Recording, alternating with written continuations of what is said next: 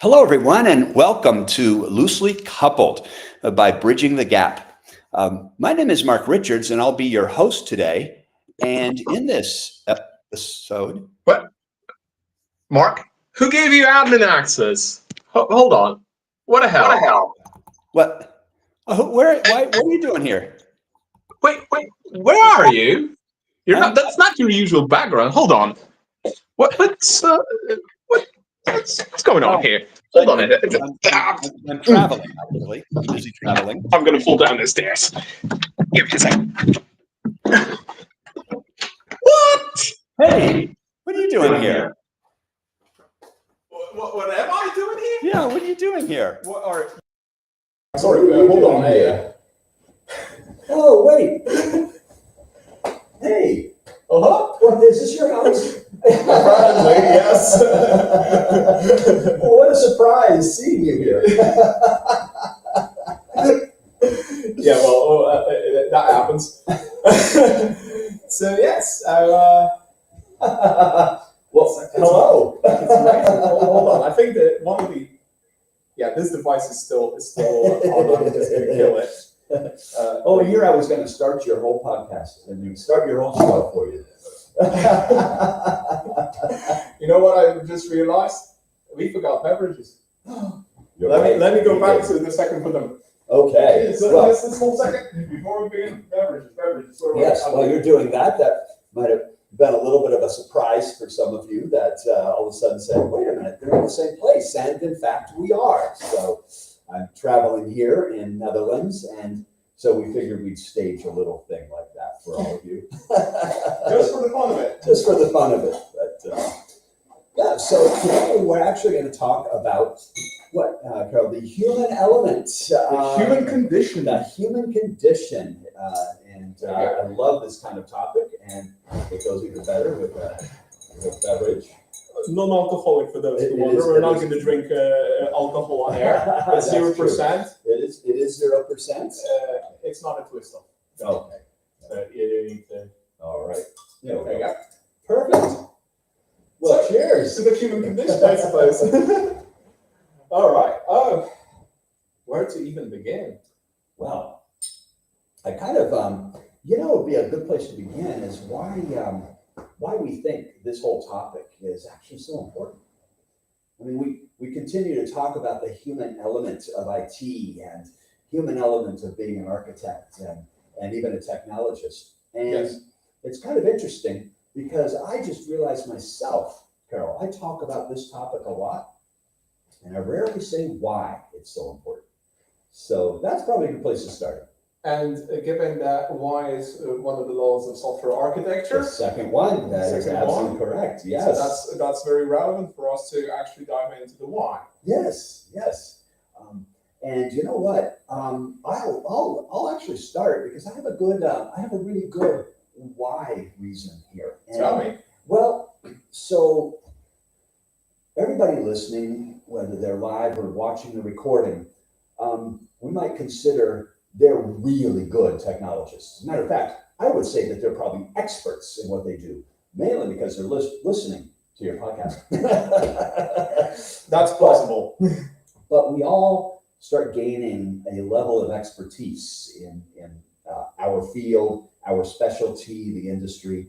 And, well, you may be an expert at a certain approach, technology, but so are 100,000 of your other colleagues. And so it's kind of interesting that how do you then differentiate yourself in this industry? Because we got to be good technically, otherwise we just won't make it in this industry. Yeah. And that is one of the ways I can think of to differentiate yourself. It's having those really sharp soft skills, the people skills. And that, for me at least, especially when I'm doing interviewing, is one of the big differentiators. So I think that's one reason why. Okay. Yeah. One reason, right? All right. We seem to have small audio difficulties. Maybe my microphone isn't as great as I find it today. Let me see if I... So we were here. Yeah, sorry, hold on. Let me just check because this is actually the microphone is actually captured from a different laptop. Just let me see if that's the right microphone in there. Oh, of course it's not. That's why you don't hear us that well. Right. Microphone. There we go. Excellent. Okay. Please, dear YouTube Kubilai, please confirm that you hear us now better because it was, I'm sorry, very sorry, it was gathering from the camera microphone. Yeah. So now we're... Okay. So this should be a lot better. Should be a lot better. Hopefully it's better. Yes. Well, we'll wait and see. Just to put this in context, we really had technical difficulties setting this up because I never done this kind of thing ever. I don't have the proper equipment to do so. So we're actually streaming on a webcam that is hooked up to a laptop on a USB. This microphone is hooked up to a laptop, which is basically 2 meters away. And we just tried to make the laptop go on the Ethernet cable, and the Ethernet cable didn't want to connect to the router just like 2 minutes before the stream. I'm stressed. Well, I'll tell you what, if those of you that are actually watching this recording or live, if you saw the setup here that we have, we call it, at least in the States, we call it a MacGyver. Oh yeah, we remember MacGyver? Of course I know MacGyver. I mean, I watched MacGyver as a kid. That was one of my favorite shows, as well as Stargate. I'm a huge fan of Stargate. But for people wondering, I'm just gonna take a photo of the setup here with Mark. Hopefully, we'll catch Mark in. There we go. There we go. So for memory reference, I'll just put it in. I'll put it in LinkedIn comment. There you go. Just That'd in be a sec. beautiful. Yes, our MacGyver setup. Our MacGyver setup. We definitely MacGyvered the hell out of this to just make it happen live here. Now, going back to the differentiator. Yes. So the why. The for the why human piece, condition. that's right. So just to repeat, so it's a little clearer on the new mic now that we have, is just because we're all experts in something in our field. Whether you're an architect, developer, any sort of technologist, and this whole human condition piece, the soft skills, is what I see as one of the big differentiators. Okay. To be able to differentiate yourself from all of your colleagues who are just probably as good as you, technology-wise. So that is one of the differentiators I see. Differentiators. Yeah. Okay, I would have a different why. Okay. Coming from a perspective of a person who's neuroatypical, and I do have autistic traits combined with ADHD. My why for these skills is because without them, my life is just horrendously hard as an expert. Because I come across as too stubborn, too direct, or any other strong descriptor. Yeah. And just understanding that sometimes that I do come across like that. That's, first of all, okay, that takes self-awareness, which is something everybody should have. Doesn't happen always. It's a trained skill. But also how to work around that, having that self-awareness, how to work around those situations that are problematic. Yep. It's a skill in itself. Yeah. To have those skill set needed to navigate those. So now that's why we're navigating we are the architects navigating the human condition in that sense. Oh yeah. Because I love it. And we talked about it earlier in the day. The talk from Andrew Harmel Law. Oh yes. From DDD Europe 2025. Yes. Andrew named his talk variability, the second hardest problem in software design or software architecture. And he delivered a splendid talk. It was absolutely amazing quality of a talk. But then the QA came, and the first question that went from the audience was, okay, Andrew, you told us about the second hardest problem of software architecture. But what's the first one? You didn't say anything about the first hardest problem. And then this was like holding the mic there, stood for a second on the stage and was like, oh yeah, you're right. You all are. All of you are the problem. It's the humans that are the problem in the software architecture. So having those soft skills and navigating the human condition is actually solving the biggest problem in software architecture.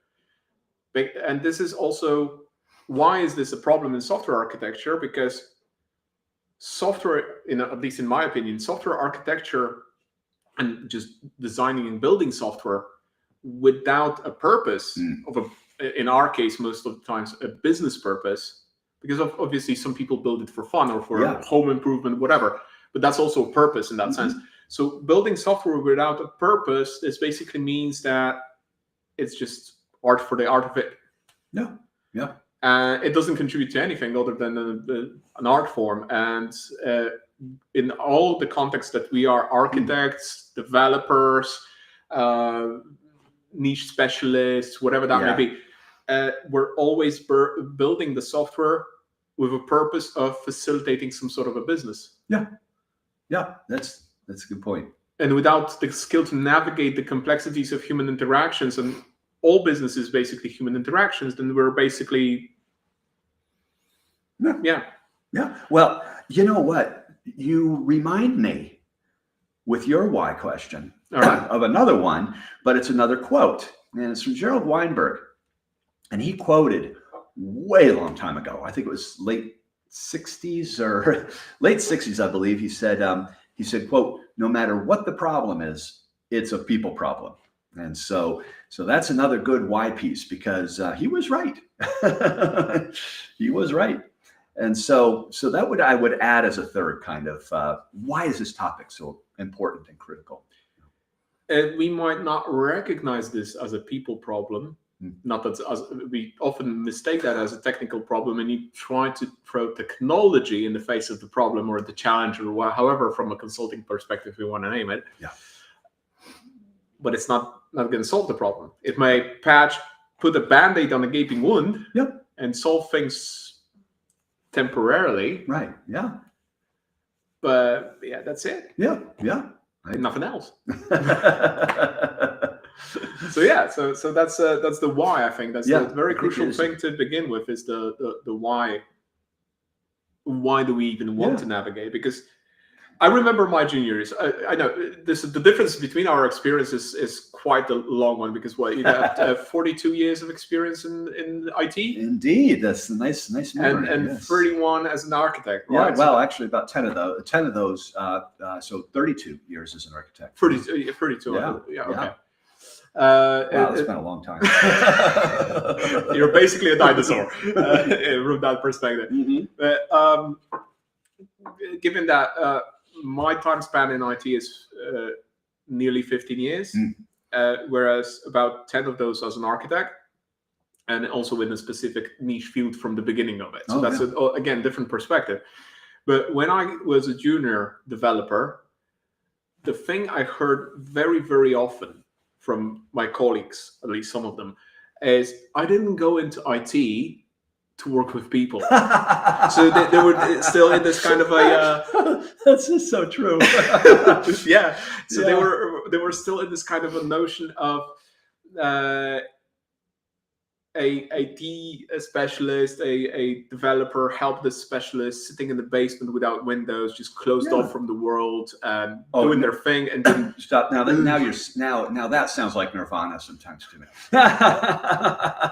Before I learned to gain some appreciation for the human side of what we do, that was just a perfect environment. We're problem solvers. Let's put it that way. We love, as IT professionals, to solve problems. And one of those ways we deal with it is just to have people go away, lock yourself up in a room, and just focus on the problem and solve it. And so I really agree with you. I think a lot of times we say, but that's why I went into IT, because I don't like dealing with people. But you love puzzles, you love problem solving, you love figuring out things. Exactly. So that's quite an interesting observation. But you know what I find very amazing? We think about all the hard stuff that we do. I find it amazing that what we're talking about here, this human condition, this human side, commonly is referred to as people skills, or commonly soft skills, as opposed to the hardest. But it amazes me that we call them soft skills. But at least in my experience and those of other people I've talked to, they're the hardest skills to acquire. And so we've got this play on words where we've got soft skills that are hard to acquire. I always get a kick out of that. That's very true, because it's a huge gaping gap in education in general. Because if you look at curriculums at school, if you look at curriculums at universities, the focus is mostly on acquiring technical knowledge. Sure. Or domain-specific knowledge. Right. If we look at other sciences or humanities or whatever, and we're not taught. We don't even have the opportunity to practice. And there's my cat coming in. He escaped again. I've tried to close the door and keep him upstairs, but he persists on coming here. So let's give him a room on my lap and let's leave him there. So we rarely even get to work on group projects in university. So we rarely have the opportunity to exercise our collaboration skills at all. Right. We don't have to navigate those. If only we navigate them in purely egoistic manner, as in, oh, are you going to get notes for me? Right? Or some people would go like, oh, maybe do my homework, right? This kind of thing. Oh yeah. But this is a completely different, because these are manipulative and egotistic. Yeah. Meaning that this is extremely difficult to practice in that sense, because we're not wired by these environments to be collaborative. Even if there are collaborative projects, how many times you hear the story that there was a group of 4 and one person did all the work? That does well. And interesting, when we talk about those groups, I'm just going in my mind to a lot of the workshops that I teach in conferences and master classes, and we typically break up into groups to do those exercises, and it spans over several days. But that's why I like to have those groups an odd number, so that if you've got 2 people saying, I think we should do solution A, and 2 people saying, I think we should do solution B, that's a struggle, especially with timed exercises. And so having that odd person is sometimes a good tiebreaker to keep things moving along. But I will have to say, I think we're might not being fair to everyone in the industry, because certainly I do think that I can cite hundreds of examples of professionals I've worked with that have little or no people skills, none of the human side of IT or architecture or development. And boy, it's a miserable experience. But I will say, one of the things that impresses me a lot is when I'm teaching a master class or whether it be a public or private class, and I break people up into groups to do the exercise, it makes me so happy, because I'm kind of walking around the room as kind of the quote product owner in case people have questions. But the beauty of it is everyone is so involved and so collaborative in forming these solutions. And it makes me smile every single time I do this, because I see people do actually know how to collaborate. And a lot of people I work with, like I said, I could cite hundreds of examples of I don't want to work with that person again. But I could equally cite hundreds of examples where there have been architects, developers, any kind of IT professional, any technologist I would work with again in a heartbeat. But it's not because they're really good at the tech. That's not the reason why. It's because they have embraced and understand that human side. All right, but I'm going to call you on your classes part there. But isn't that a little bit biased in that sense? Because if you think about people upskilling in the industry, it happens 2 ways. One, they want to upskill and they go find the right training. Oh yeah. Or they're forced to upskill and they just go to the training because they have to. Right. I don't think the second group lands at your trainings, because that would have to require a company to actually be able to be aware that they might benefit from that training, which means that somebody would have to have more knowledge than they usually have about making decisions about these kind of trainings. Yeah, I 100% agree. I would agree that that's probably a biased statistic. Okay, yes. To all fairness, all right. But I agree. But I agree with you that there are people I have a list of people in my head that I would definitely not want to work ever again. I'm very certain I'm on such a list for some people.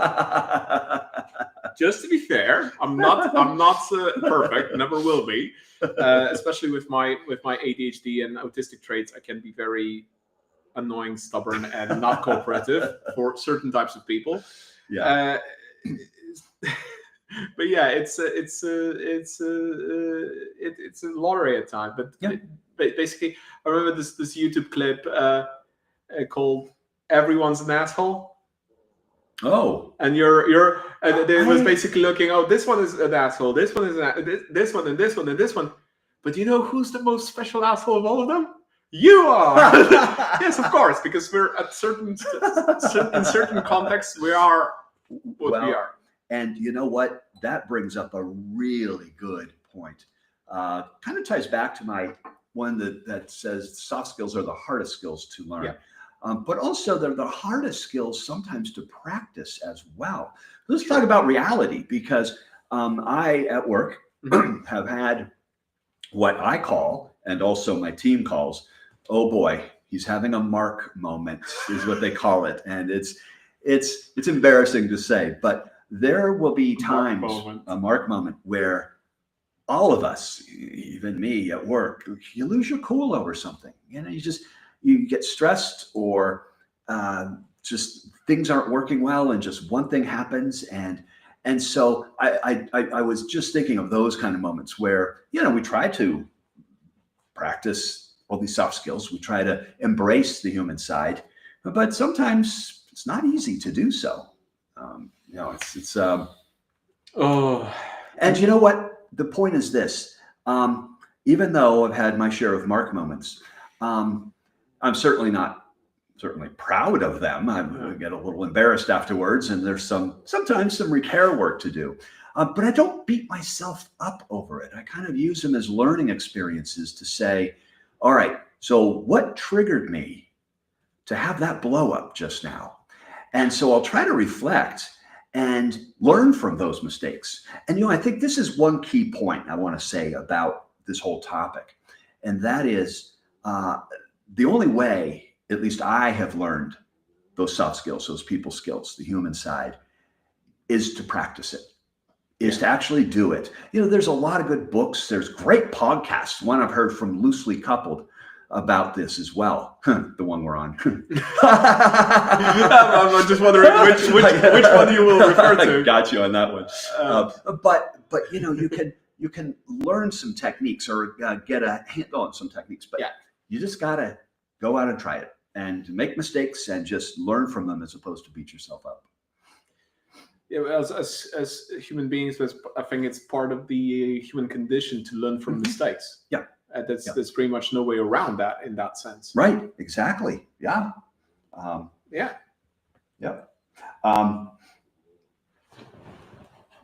There's just saw a question here. That's a very nice one. Yeah. If you have a team of people who all want to develop their skills and be the best, how do you ensure that they deliver? And that's a difficult one, because this is, again, context is king. If they want to be the best, but the best at what? Right. That's another thing. They want to be technically the best, or the best specialist, or the best consultant. And this is a moment of looking at having a bit of a recognition. What skill sets you want to train versus what skill sets you actually need for the job you're doing. Well, you know what? I got a beautiful answer to this, because you're right. And you know what?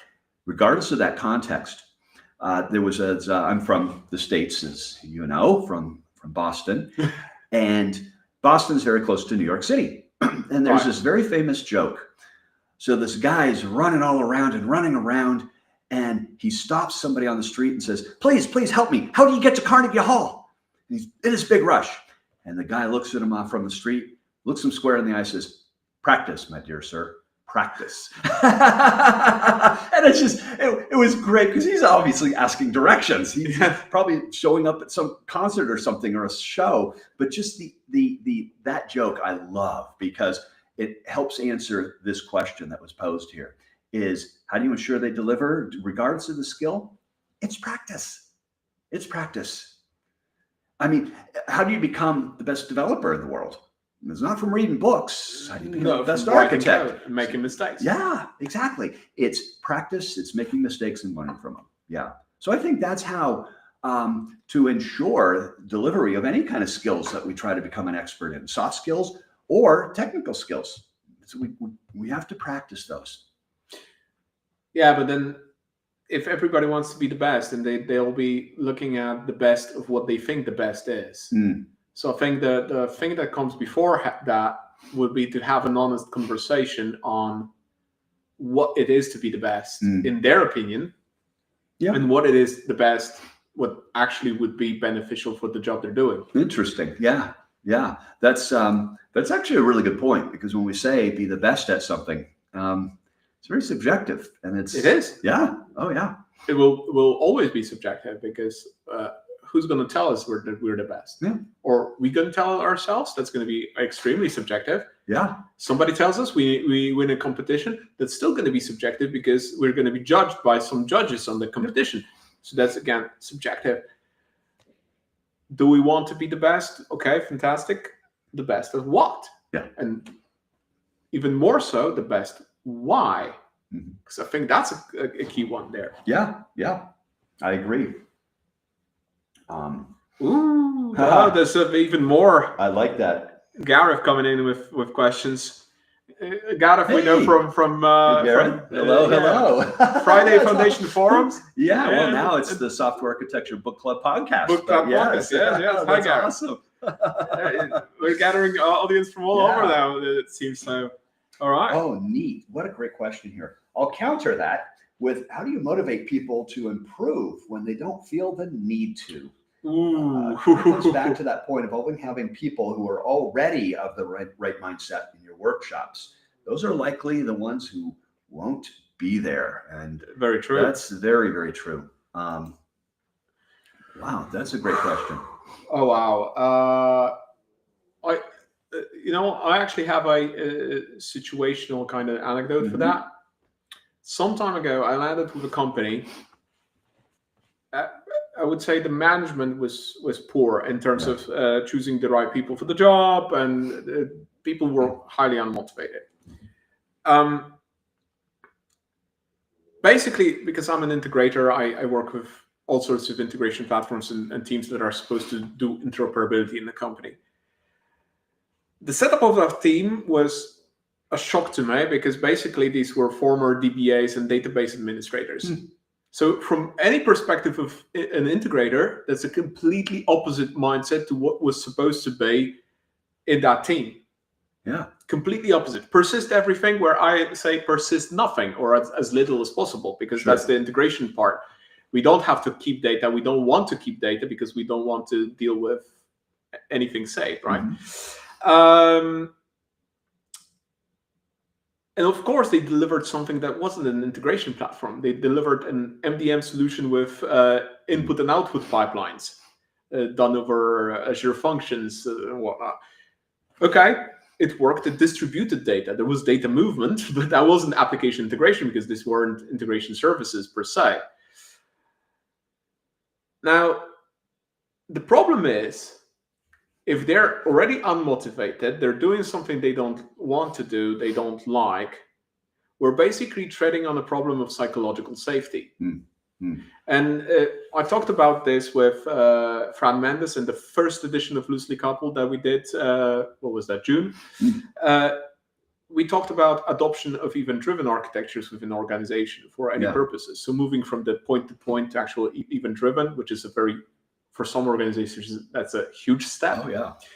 in mindset at least, because that's so difficult to start thinking in events all of a sudden when you request reply transaction all the time. Oh yeah. Boy, do I have stories about that. Let's not get into that because that's not the topic today. That's because true. we could just go down the rabbit hole after the podcast. After we can chat about those stories. But basically, if those people are already unmotivated and they're struggling at what they do, they're not appreciated for what they do, even though they're trying. They're trying their best. And they don't receive proper training for the job, any context of training or anything. And then they're also blamed for problems that they're not of their own making, because they didn't make those problems. They were assigned to this completely at a managerial whim instead of about thinking about the skill sets that are needed for this. Well, now we're at a problem of psychological safety. If we look at psychological safety and trying to propose any change, anybody who's in a state of fight or flight will not adopt. They will fight it. They will want us to keep the status quo, because everything then is treated as danger. And it's very hard to get from that point to a point of healthy relationship within the team, within the organization, to actually be able to grow. Because if you're in a sense of danger, you're not going to be growing. You're switching to survival mode, and your brain is in survival mode. You might not even realize that, because you're still working, you're still you think you're contributing. The challenges pile up, the production problems pile up, incidents pile up. But you're doing your best. I'm working, and they're paying me. So it is an illusion of psychological safety, but in sense, those people are not in a position of psychological safety, so they will not go into being motivated to upskill themselves, because they're just trying to survive. So that team actually, at a certain point, had to deal with more operational tasks than any new development. So continuously, the percentage of operational tasks grew over so much that the throughput for that team in new features was 10% maybe, which was horrendously slow. So they became a bottleneck of the organization, and that's just the end of the team, basically, right? Well, so I kind of want to pick this question apart, because there's something about the question that is somehow in the back of my mind really bothering me, thinking about my prior experiences. And I'm also thinking about techniques that I've used to try to motivate people. But the reason I want to kind of pick this apart and dive a little deeper, the thing I think that's bothering me is in the industry we have now, where it's, well, at least in my circles, it's not easy to find a job. True. And there are, I definitely think, fewer openings than there are people looking for work. And also true. You kind of come out as a new grad, and we can think of all these examples. So it boggles my mind to think that there would actually be people on a team that just didn't care. I know that it's really hard to fire people. That I completely accept. But that you would have to work on saying, how do I motivate this person? Kind of saddens me in a way. You know what I mean? It's that, and this is what I mean about that differentiator. If I'm building a team, I gotta have great technologists, people that have experience in the technology. But Carol, that's only about 10% of what I look for when I'm building a team or when I'm doing interviewing. I look for situations of, how would you react to this scenario? Create conflict, or a conflict resolution. You got three people who all disagree. What would you do to help that dynamics?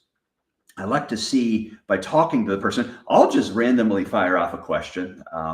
And I'm listening to the answer, but what I'm more listening to is, how do you present yourself? How do you Are you exhibiting any of this kind of human side? And that to me is a much more valuable person on the team, at least for me, in my opinion.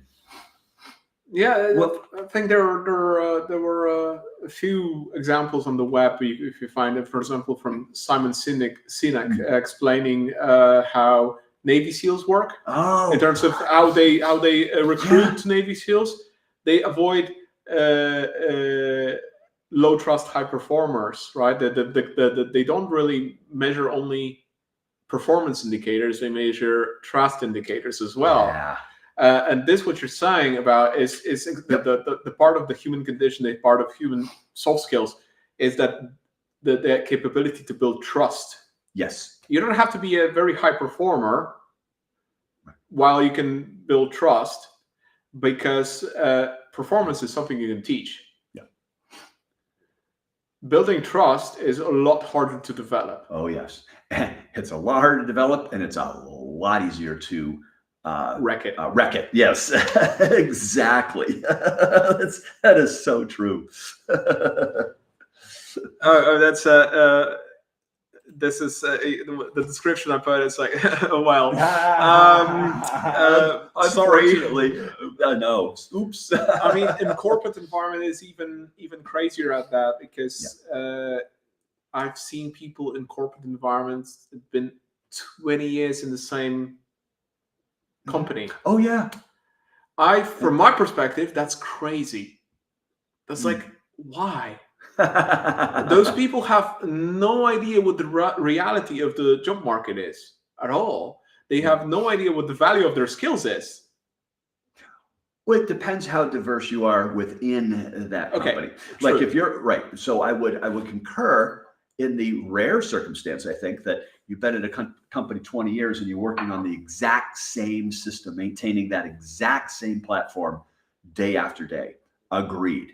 But I've also seen a lot of people move around and stretch their comfort zones. Mm-hmm. And this is what I tend to encourage, actually, is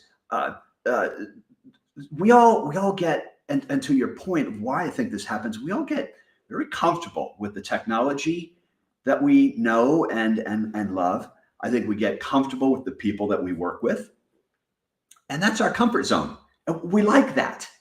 But to stretch that comfort zone, I think is kind of one of those techniques to get away from that 90% of corporate identity. Okay. To be fair, you're absolutely right, because I've seen people in a singular company that hopped between different jobs and different scopes between the years within the company. Yeah. And that was fine, and they actually grew. But then I also seen people who stayed around pretty much the same area and only the Peter principle, only rise to the level of their incompetence. So constantly within the same silo of the skill set that they were doing, never experienced anything else.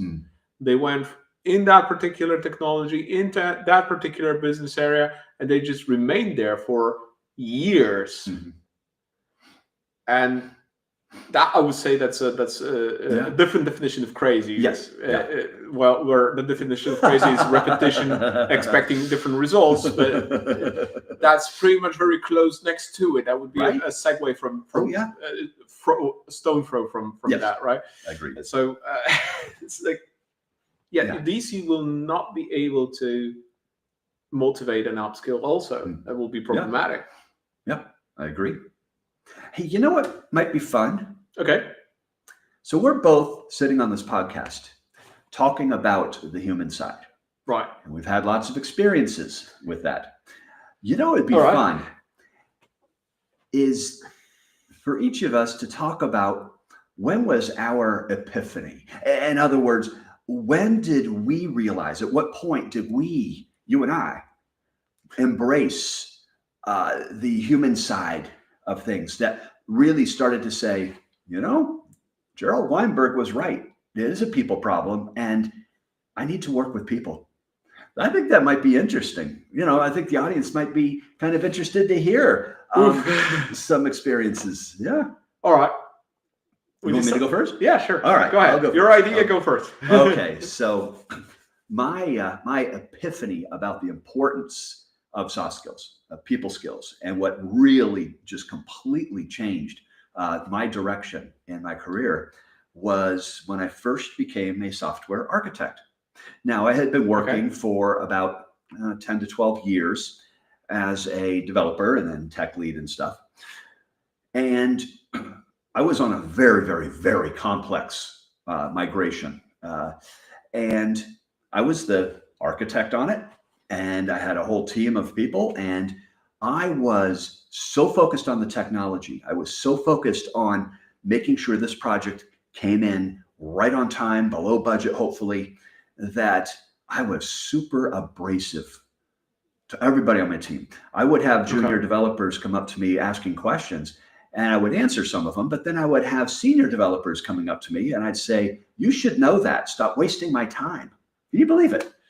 I mean, from the person that I know you from the last few years, no, I wouldn't believe it, but I find it quite feasible. And this is what turned me around. Many of the people on that project ended up leaving not only the project, but also the company because of me, because of my actions and being so abrasive to people. That was my epiphany. That was my wake-up call. Because what I'd say, was that project successful? Well, from a budget and time frame, yeah, we did the conversion, everything 100%.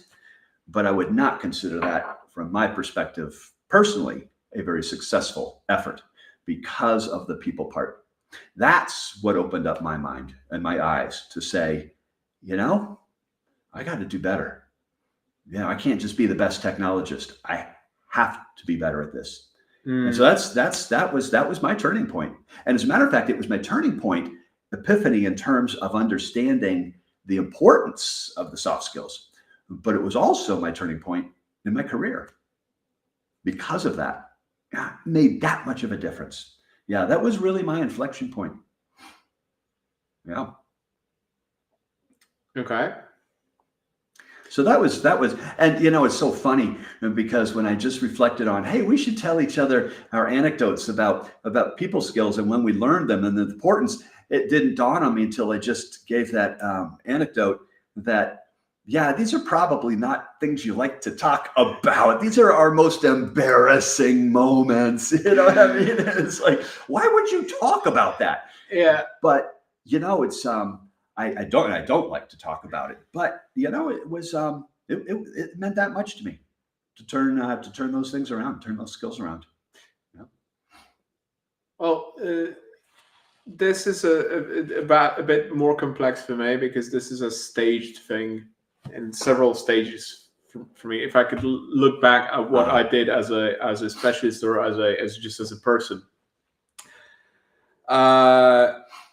Okay. I'm stubborn. I mean, my ADHD and my autistic traits do not help me to be a pleasant person at times, especially if I'm overstimulated, tired, hungry. But you don't want to be near me when I'm in all of these, right?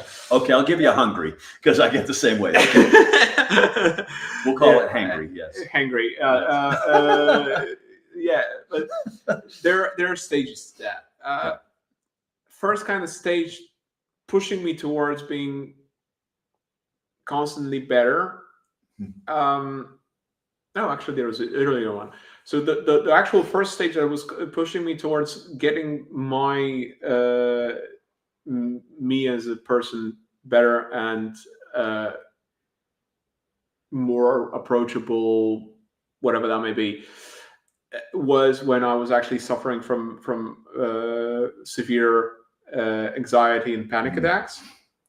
That forced me into therapy because I basically had a psychosomatic paralysis, which meant that if I had a panic attack, I was basically for about 2 hours and I could only blink, for example, for most of the part.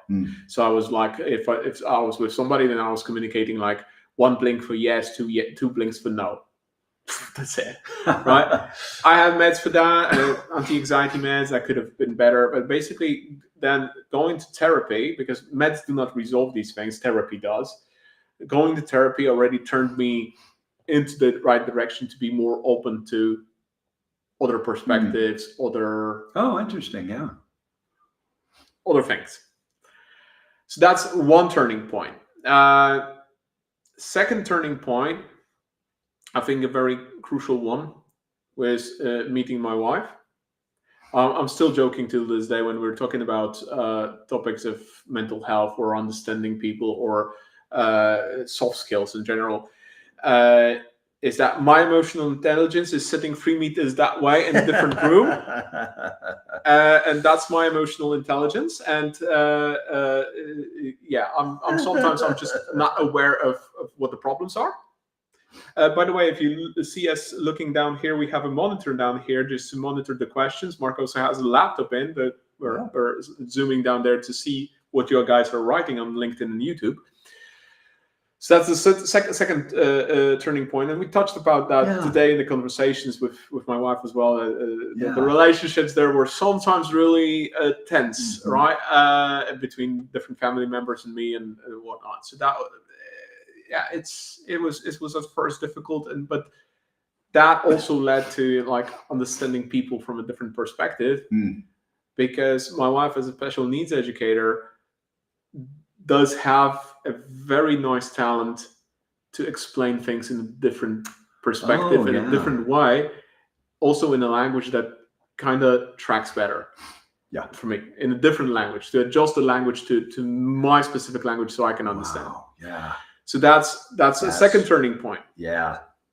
And then the next point kind of correlates with us meeting, correlates in time, because it's actually observing how, if you go to the right place, which is a toxic environment, how it's all about working with people to solve problems, right, rather than solve them by technology. Because the environment I was at, they threw technology at problems and blamed people for that technology not solving the problems. But they didn't talk about the problems. They didn't acknowledge that the problems are actually organizational problems or human problems, not technical problems, because these weren't technical problems at all. Yeah. There's problems in bad processes, bad management, poor accountability, blaming culture, and a lot of quite a few other nasty things. Yeah. That correlated with us meeting, because at the time I was using my time, because I couldn't break the brick wall of management and people, because I didn't even know how to break through those politics. I'm not a good politician myself. I sometimes try to, but I absolutely refrain from going into politics. So I was like, okay, no, I'm done. Yeah. And that was a turning point where I started looking at this, okay, as an architect, and at that time I work as an enterprise architect, which requires a lot of goddamn talking boardroom presentations instead of actually solving problems from that engineering perspective. How can I make it that I actually am able to solve problems, starting with the problems of organizations and humans, instead of solving the technical problems? Because if I cannot make a change, an impact on an organization, no amount of architecture or technology will solve that problem, because it's first about explaining what the actual problem is, not the problem that they see, which is a symptom. Yeah. But the problem that is. Woody Zoll, I think he recently started touching upon that subject in his own ponderings, that we often approach problem solving in organizations symptomatically, rather than actually finding the root cause. I think I'm going to be chatting with Woody on that topic somewhere in November, over Loosely Coupled as well. We're yet to schedule that. We have a preliminary date. But this is one of the things that happened, like the symptomatic solving. And this is exactly throwing tech at problems instead of sitting down and having a conversation. Right. That's the difficult part. And we avoid the difficult part because we don't feel comfortable with difficult parts. Well, you're right. And a lot of times we're not comfortable with conflict. I mean, Ooh. many of us, including myself, get very uncomfortable Yeah. with conflict. And I've learned at work to how to address some conflict situations. But it's still, nevertheless, it does sometimes make you just very uncomfortable. It's interesting. I want to come back to. Here was a question for me here. From Touch on mentioned. Politics is who we were talking which about. An architect should be able to deal with the politics of an organization. As an introvert, how does one motivate business? And can we see the And especially operation folks adopt new technologies or processes. Yeah. So, how does one motivate businesses, and especially operations folks, adopting new technologies or processes? And as an introvert. Well, you are right. I did say that it is an expectation of, or an architect is expected to be able to navigate politics, to understand the political climate of the organization. I even read that recently, reviewing again the architectural thinking chapter. But also to continually analyze the current environment and continuously recommend solutions for improvement. Yeah. So one technique on especially as an introvert doing this, I caution myself whenever I think about trying to urge or evangelize or try to adopt new technologies, new processes, because I stop and say, is this because I'm excited about it? Is this because I'm doing RDD, which is called resume-driven development, which is something that I see a lot. It's like, because you want it on your resume. Yeah. Why do I want to adopt lean? Well, because lean is missing from my resume. That's why I think we should do lean from a process standpoint. Or I think we should adopt ADRs. Why? Well, because I want them on my resume. But what I do is I first of all I look at the why piece. I mean, it comes back to that why question. In other words, what benefit is the business going to gain from this? What business problem is this solving? And what business value are we getting from this? Exactly.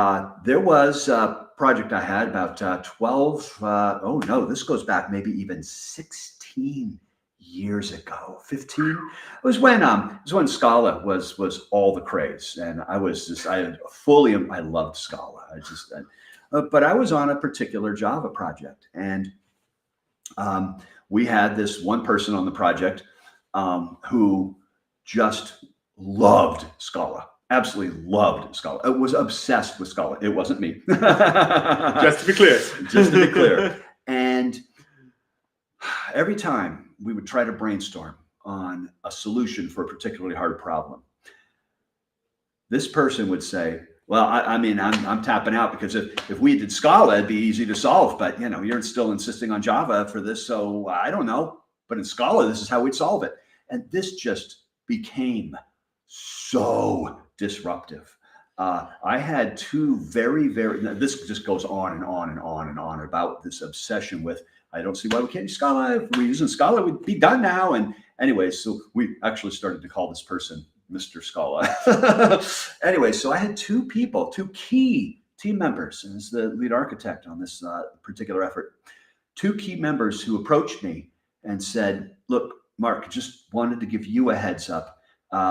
We're looking around. We're gonna leave, try to find something else in the company, but we're off this team. I said, wow, what's going on? This is too toxic. We can't get any work done just because of the disruption with everything having to be Scala. I can't see why we can't use Scala. There was no solutioning ever happening. There was no collaboration. True. So I said, can you give me a couple of days? And they said, sure. So I approached this person who wanted to do Scala, and I said, look, I understand you want to use Scala. That was the joke part of it. But here's what I told him. I said, if you can provide me with a business justification where the business value is in adopting Scala, I said, I'll back you.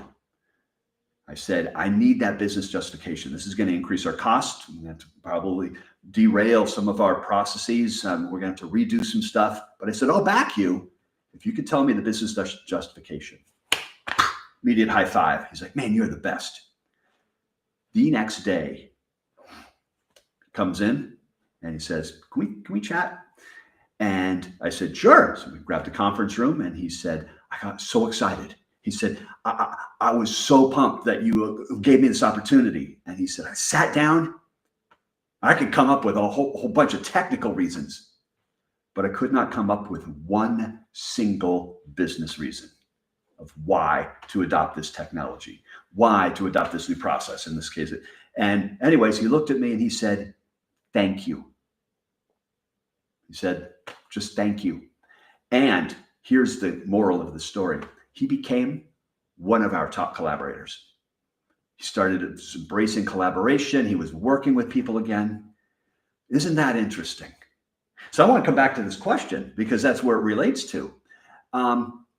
We look at talking to operations, talking to business folks, talking to our boss, our product owner, and saying, we should really embrace these processes. We should really have this new technology in place. Why? Because everybody else is doing it. That's not a good justification. No. And so that's the bandwagon bias. That's right. Yeah, exactly. So the very long answer to the short question was basically seek the business value. This ties back also to the political climate. Understand the agendas of other decision makers. What's important to them? What's critical on their mind? And because if I can turn my desire to embrace a new process or embrace a new technology, if I can turn that into business jargon and business needs, goals, and also value, that's the way to do that. And then looking at operations teams, if you want to motivate the operations teams to get the new technology, first of all, ask yourself, why would they do that? Right. Yeah. That's what's the reason why you want them to hop on a new technology. Yep. Second of all, why would be that of benefit to them? And it's not only about that technical benefit, but it's all on the day-to-day. So if we're talking operations, they need to have a problem that technology actually solves to adopt it. Yeah, exactly. That needs to be, they need to see it as a value. They need to see the why. Why would that be something that they absolutely need to hop onto? Otherwise, it's just hopping on the bandwagon, and that's not healthy. That's right. That's not going to contribute to anything. That's going to be a problem. We see that all the time in integration. For example, yes, we need to do Kafka. Yeah. And I'm like sitting there listening to this. If I had a nickel for every time somebody said that, I would be a millionaire. Yes. Pretty much. Because okay, what problem are you solving with Kafka? Right. Are you a streaming service? Right.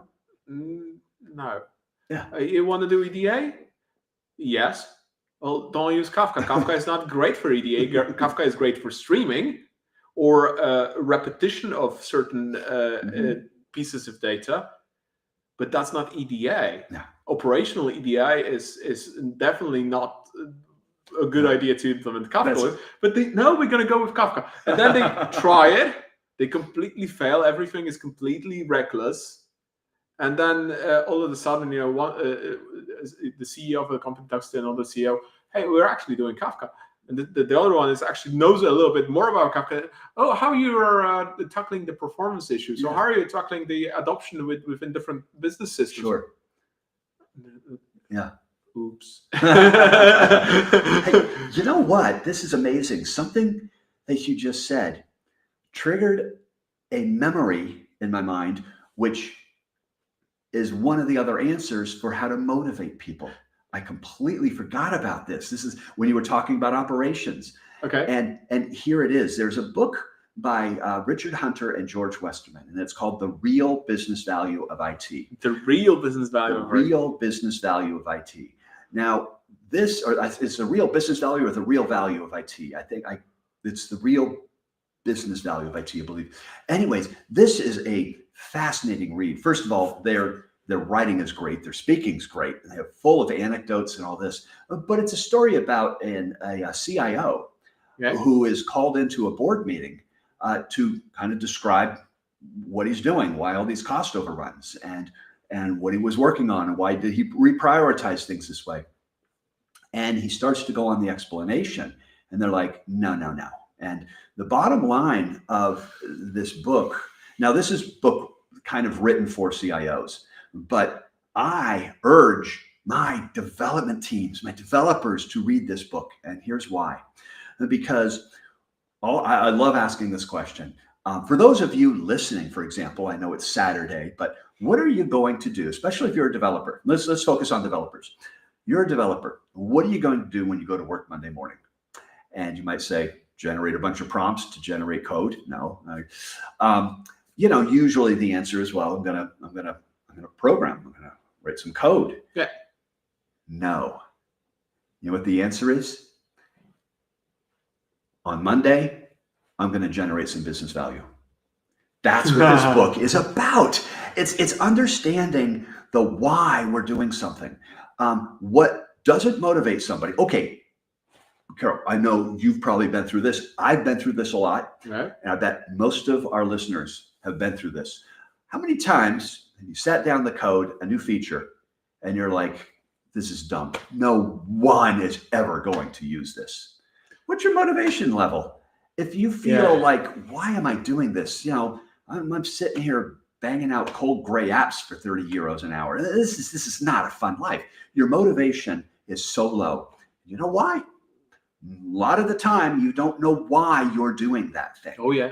That is a great motivator. That's why this book is so valuable. And that's why I have developers read it. This is also the underlying value of domain-driven design. If we bring in developers to the room alongside business, and we start discussing building a common understanding of the problem domain, and discussing how we're going to solve it, and building the understanding of what we're doing and why we're doing it, this is the motivator, because they actually know what they're doing and why they're doing it. It's not just pushing code after code into repositories based on the spec. The spec doesn't tell you your why; it tells you how to do your job. In that sense, right?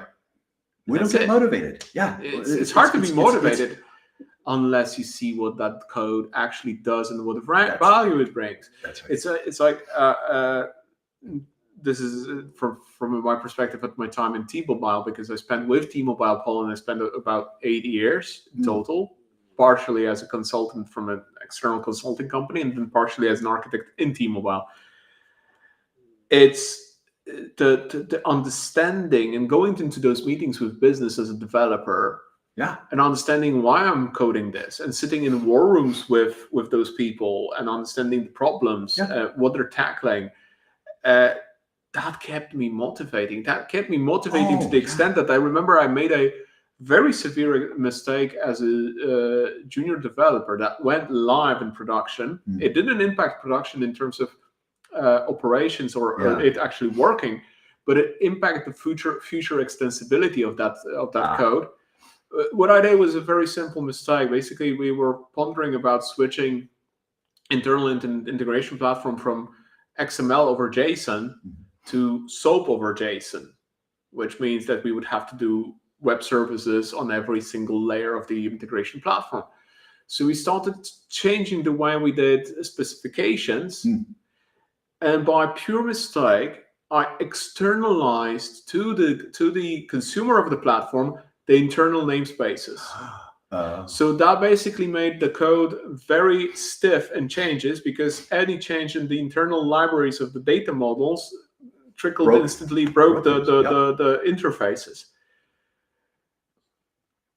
And knowing the value of these things, what value I'm bringing with those integrations, it's just the sheer fact that a few years later I managed to push that into the requirements of the project to finally fix that with a few other teams that were consuming those interfaces, to change those namespaces. That was such a motivating and satisfying thing to do. I was so goddamn happy that I could finally fix that mistake of me being still a junior developer, now as an architect already. it was like, wow. Yeah. That kept me going. That kept me really motivated that I could actually have that influence and go to business and say, hey, can we add this to the scope of this release? Because this is important from our technical perspective to lower the technical debt. Oh, yeah. It's like, yeah, sure, we have space for that. We're actually going to be testing all of those interfaces because they are a part of the project. So perfectly, we're gonna be able to retest that instantly without extending the scope of tests. Yeah. Awesome. Let's do that. It's like, well, okay. So bear with me here because this anecdote will take a minute or so, but not anecdote, but this thing. It's so what we're talking about is so critical in kind of motivating somebody in terms of understanding that why. But there's a caveat here. Let me tell you what it is. So consider the typical roles that go all the way from the bottom to the top in any sort of company. You've got operations down at the bottom. You've got developers right above that. You've got architects right above the developers on the third floor. Yeah. On the fourth floor, you've got all the business stakeholders. And finally, on the fifth floor is the executive suites. Those are the CIOs and CTOs. I love the segue to Gregor Koch's book. Yes, yes. So here's the thing. Operations, who many times, as you correctly pointed out, are in the are kind of in the dark in many ways, say, why in the world are we moving operations to the cloud? This is just silly. I have no idea. I'm not motivated to do this. I don't care. So they ask the developers. And so the developers say, well, silly, we're creating cloud native applications now. All of our systems are moving to cloud native. So therefore, it needs to be in the cloud. And operations goes, that makes sense. Thank you. We're motivated. Yeah. But then the developers say, why are we starting to migrate all of our systems to cloud native? And then they ask the architects, level above them. And the architects say, well, because we're basically moving all of our systems to microservices, and microservices are cloud native. Oh, that's right. That makes sense. So since we're moving to microservices, those are cloud native, which work better in the cloud. Okay, great. And so now the developers are happy. And the architect says, wait a minute. Why are we moving all of our new systems and migrating our systems to microservices? Now they're not sure. So they ask the business, and the business says, well, because we're providing new and better features for our customers, and we need those fast. Oh, right. Microservices has super high levels of agility and scalability and all these kind of things. Okay, we're happy. The business says, wait, why are we developing new and better features? And they finally go up to the executive level. And the reason? Because we are striving right now to be the number one company in our industry in this country. Number one online retailer. We're striving to be the number one insurance company. Oh, that's the reason. You see, whys are nested. They're leveled. Yeah, but that reason will to completely not land with the operations team. Right. That would be gibberish. No, well, that's my point here, is that when we go to seek the why, we don't go just one more level up to understand our part in this. We actually go to seek what is the ultimate reason we're doing this. That's the moral of this, is that there's an ultimate reason why we're doing all this kind of stuff, why I'm adding this new feature. And that's what I'm urging developers, any technologist, architect, to fully understand that very top level reason. Sure, there's sub reasons, but it's the ultimate goal will give us that motivation. But then you would have to not only learn that top reason, but actually learn how that translates to those smaller reasons, which will be those that might actually track with that person. Yeah. Because just understanding that reason, if I would go and just understand that reason without chaining them together, I would be like, All right. You know what helps with this? The Zachman framework, the Zachman Enterprise Framework, because it asks all the major questions: who, what, when, where, why, and how. True. The why model spans across every one of those perspectives. That's why. And then you have a nice pyramid. Yep. You've got your technical perspective, which is operations. You've got your application perspective, your architect perspective, business, and executive perspective. And across those rows, you've got the why column. That is one of my favorite models. Yeah. Because that's where not only we strive to understand why we're doing something, but we can document it as well. And you know what's amazing by doing this? A lot of times we uncover, I'm not sure why we're actually doing this. and it stops a certain level up there and saying, I have no idea who requested this. I don't remember. We hopped on the bandwagon. Yeah. There we go. No, maybe that's what it is. Somebody's bandwagon. Yeah. Don't know whose then. You know, there was one particular use of the Zachman framework percolated up to use of a particular tool I won't mention that seemed rather silly. And so I did this whole go up the chain. You know what it was? The CTO had made a wrong purchase of a major product. And this was, when I'm saying major purchase, we're talking millions of dollars. And unfortunately, just got really sucked in by the salesmanship of all this. And anyways, so we made a contract, purchase this product. And because he had to justify that purchase, it was used for every single system. You've got to use product X. It's like, but this doesn't even make any sense. You got to integrate it with somehow. And anyways, that was, so sometimes you uncover these weird whys. And then what do you do? Because it's like, yeah, the only reason we have to incorporate this is because the CTO needs to justify their purchase or possibly get fired. So yeah, that's that becomes, talk about people skills. What do you do with that? In the meantime, we had an influx of comments, and because we weren't scrolled down to the bottom, the last one we saw was Mike from Barcelona. But basically, it's quite a few of them. Yeah, let's take a look. Yeah. So here I like this one. Soft skills are the hardest skills. Let's see. Soft skills are the hardest skills to acquire. Even so, it's common to see people spending hours studying technical topics, frameworks, tools, certifications, but it's rare to see that same level of dedication when it comes to learning about communication, emotional intelligence, or relationship building. Oh, yeah. Touche, 100%. And ironically, to even recognize the need to study soft skills, you already have to have some self-awareness, humility, and the ability to reflect. Those are soft skills too. Absolutely. Ouch. And you are so correct. That's very, very true. You rarely see people focusing on a lot of these. You know, this brings me a memory of a manager that we dubbed, give him a nickname, Mr. Dunning-Kruger. Not without a reason. You know the psychological Dunning-Kruger effect? No. No. It's a nice curve that Mr. Dunning and Mr. Kruger developed in terms of your confidence over a topic versus your actual experience in the topic and your understanding of a topic. So basically, if you're at 0, you're basically going up. You're at the peak of stupidity.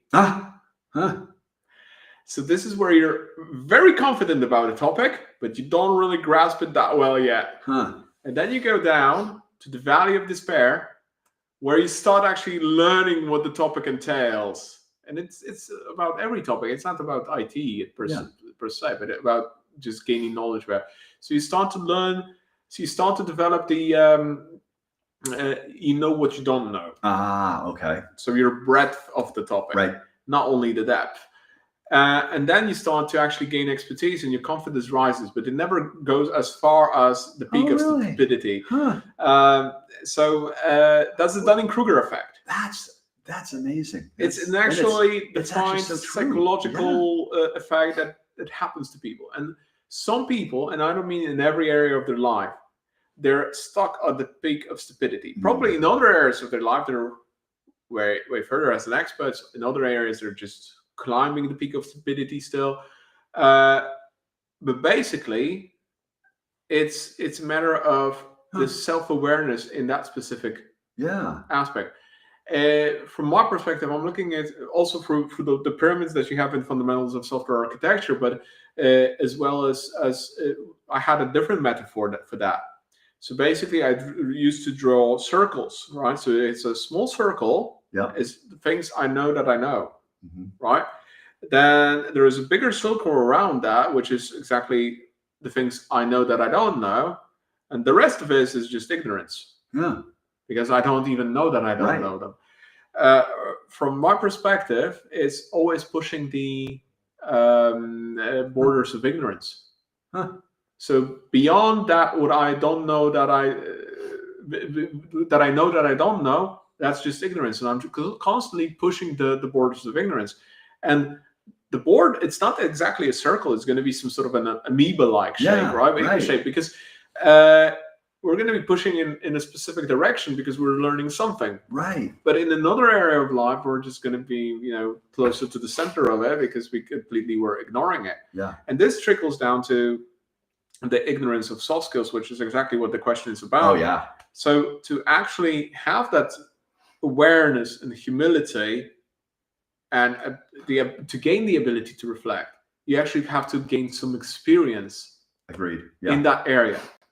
To gain that experience in that area, and especially in soft skills, usually this, unfortunately for most people, is because they got burned on the topic severely. That's exactly it. Yes. Because of their soft skills, they damaged their, reputation. They damaged their situation. They lost the job. Something that brings them, that humbles them, that brings that humility. Well, that's a great way of developing humility. There's plenty of humidity outside. Thank you. because if you continue to have a bunch of successes, you're gonna boost your ego. You're gonna say, "Oh, I know how to do this. This is what I do." Just step aside. I already got the solution here. And especially in architecture, everything is different. There's different context. Chances are, and there's good chance are, that the solution you're trying to come up with architecturally has never, ever been devised yet on planet Earth because of the number of variables in the context. Of course. So my point is, what I've learned, based on humility, is saying, oh yeah, I've seen this before. And all of a sudden, boom. It doesn't work because this environment, that solution. It doesn't even have to be very different. Look at all the time So I would agree with you. I think experience and having those lessons learned is a great way to develop some of that humility. Humility, yeah. And I see that quite often, for example, in architectural katas. That's a great tool.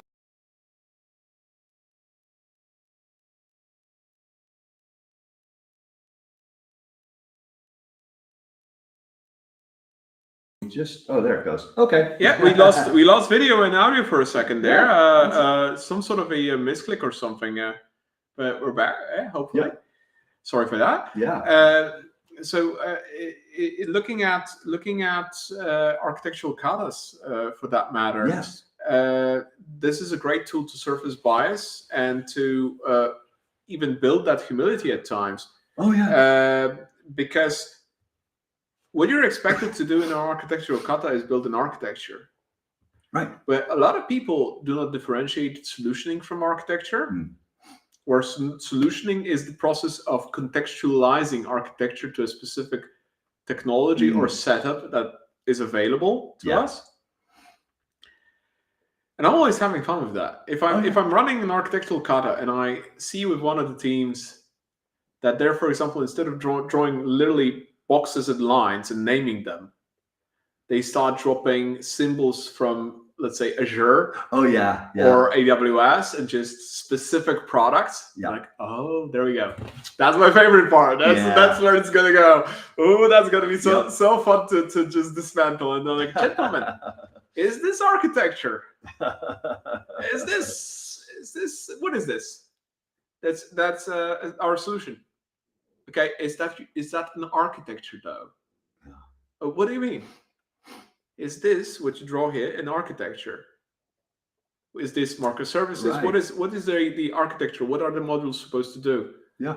Well, this is the Azure something. This is the event grid. This is okay, but what is their architectural function in this? What you're drafting? Right. I don't know. A lot of that though, Carol, is just having experience and exposure to different environments, or maybe because that's the only environment I work in, that's how I'm going to form every solution. I mean, those are perfect examples of the golden hammer anti-pattern. Just because I work in Azure means that every solution is going to be Azure, and it's going to be in that platform, and it's always going to use these services, and it may not be the right one, but you see, this is the bias that also we talked about today about the Gartner reports. Oh yeah, it's they're survey people, and the only requirement to be in the survey is to work with a specific technology from the quadrants for a year. What if that person has no frame of reference because they worked only with that technology? That's right. Golden hammer. There we go. Bam. Exactly. Yeah. It's exactly the same thing. That's introducing bias into the mix. That's Sure. introducing a lot of problems into the mix. Not exactly, having that humility to step back and reflect, having that skill. That skill, it's difficult. I think that's one of the ability to have humility, awareness, and to reflect. These are the hardest to learn, because we don't learn them by doing anything. We need to get a little bit burned and be forced into that reflection to build that awareness of things that, this might be relevant. Interesting question for you. Do you think that sometimes you have to have one of those epiphany moments, a moment of just, boy, I really messed up, like really bad, to make that happen? Or do you think you can actually just slowly grow into some of these skills?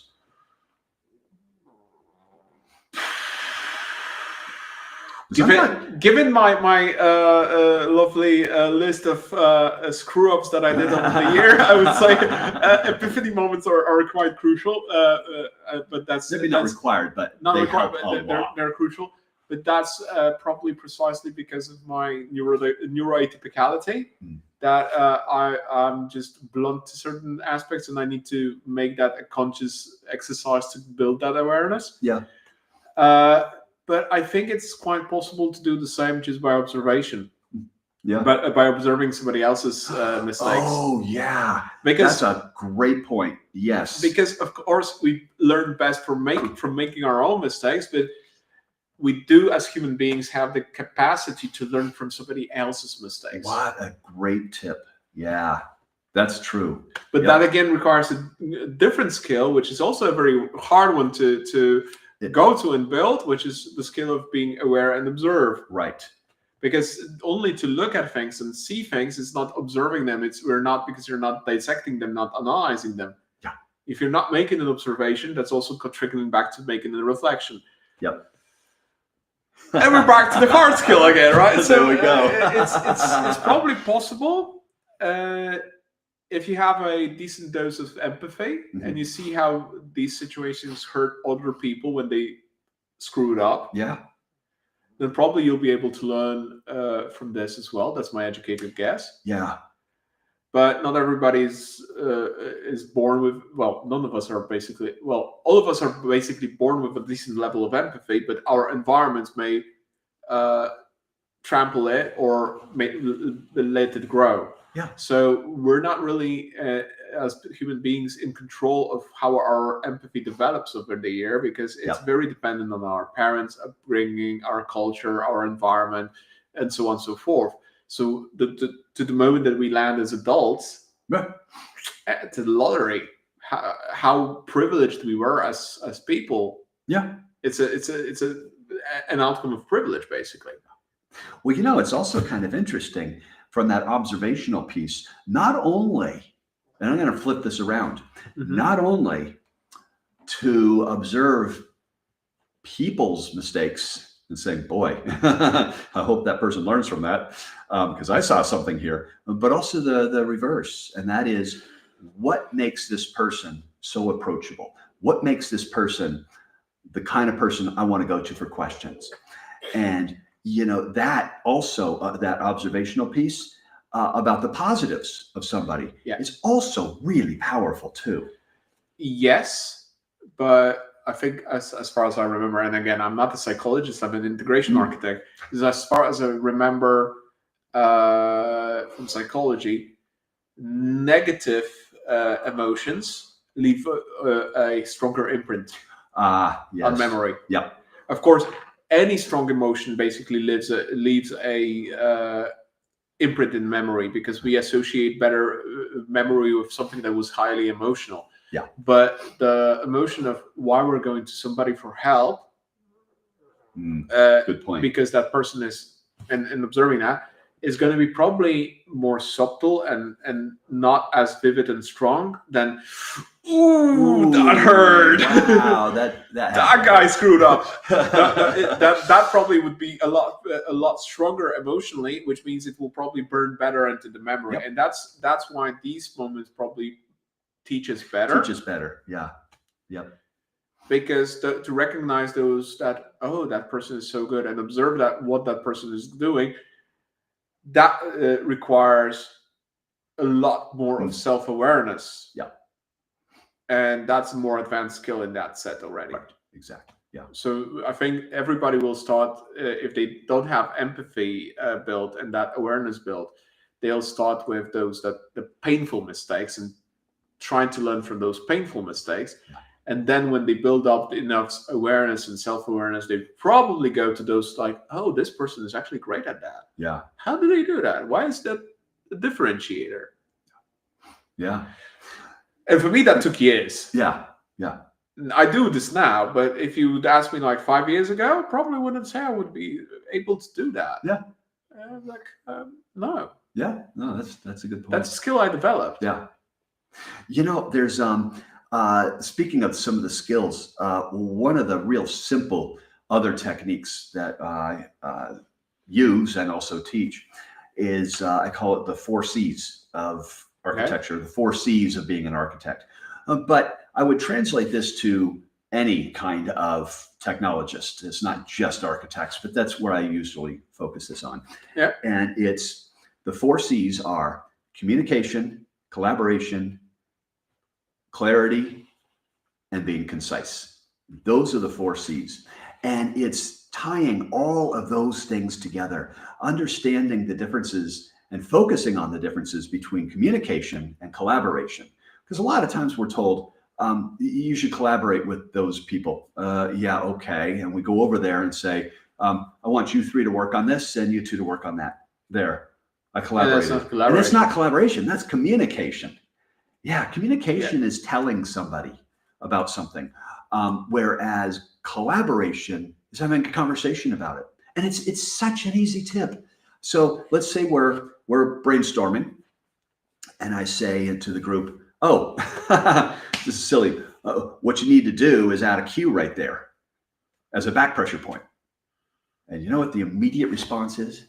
No. Don't tell me what to do. Yeah, because it's just human nature, a lot of this stuff. So collaboration is looking at the problem and going, it's adding that humility from that question and saying,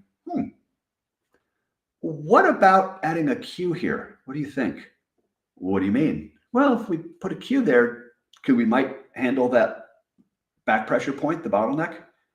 We didn't think about that. Tell me more. Now we're in a conversation. Yeah. It's posing it into a question, really, instead of a statement, is one great way to start a collaboration. Yeah, because people usually, in the Netherlands especially, for example, they don't like to be told what they must do. Yeah. Or they should do. I don't know if anybody does. Yeah. But yeah, especially here in the Netherlands. Yeah. That's very vivid in the Netherlands. But that's something that took me a long time to have become sort of automatic, as opposed to saying, oh, you need to, never mind, let me start over, but just asking somebody's opinion or thoughts on what about, or even just saying, what about this? Just that's how you enter into that collaborative kind of mode. Now you're working together on the solution. Yeah. But the other two, but before you jump to the other two, just to jump on this one, the collaboration one, it's also about building that familiarity and psychological safety, because if you want to collaborate, the other side of Yeah. of the collaboration, or the other participants of the collaboration, they need to feel that you care. Because if they don't feel that you care, Oh yeah. you're not collaborating. You're still going to be communicating only. Yep. That's right. And it's hard at times to Good point. figure out Yeah. how to make them see that you actually care, or Yeah. do you actually care? Right. Because if you don't care, you can communicate. It's probably not going to be successful at all. But but if you find this as a way to show that you care, find that motivation. It's very important. It brings people in, and brings people closer, and makes them join in on the endeavor. Yeah, and you know what? To your point, this is another good technique for how to sometimes motivate the unmotivated. Start collaborating. A very interesting example for this. Yeah. As an organizer, as a host of Utrecht meetups, or also in a company in consulting, at times it's very hard to find for us people to do knowledge sharing, to facilitate the sessions.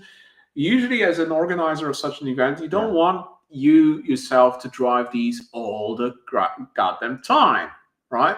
You don't want to be the presenter. You want to you can be the facilitator, introduce a person, and then somebody else introduce the topic. Yep, exactly. Right? Yeah. Because if you're doing this every single time, it's like people can have different misconceptions. So, this guy's an a-hole because he's like taking the spotlight all the time, or whatever.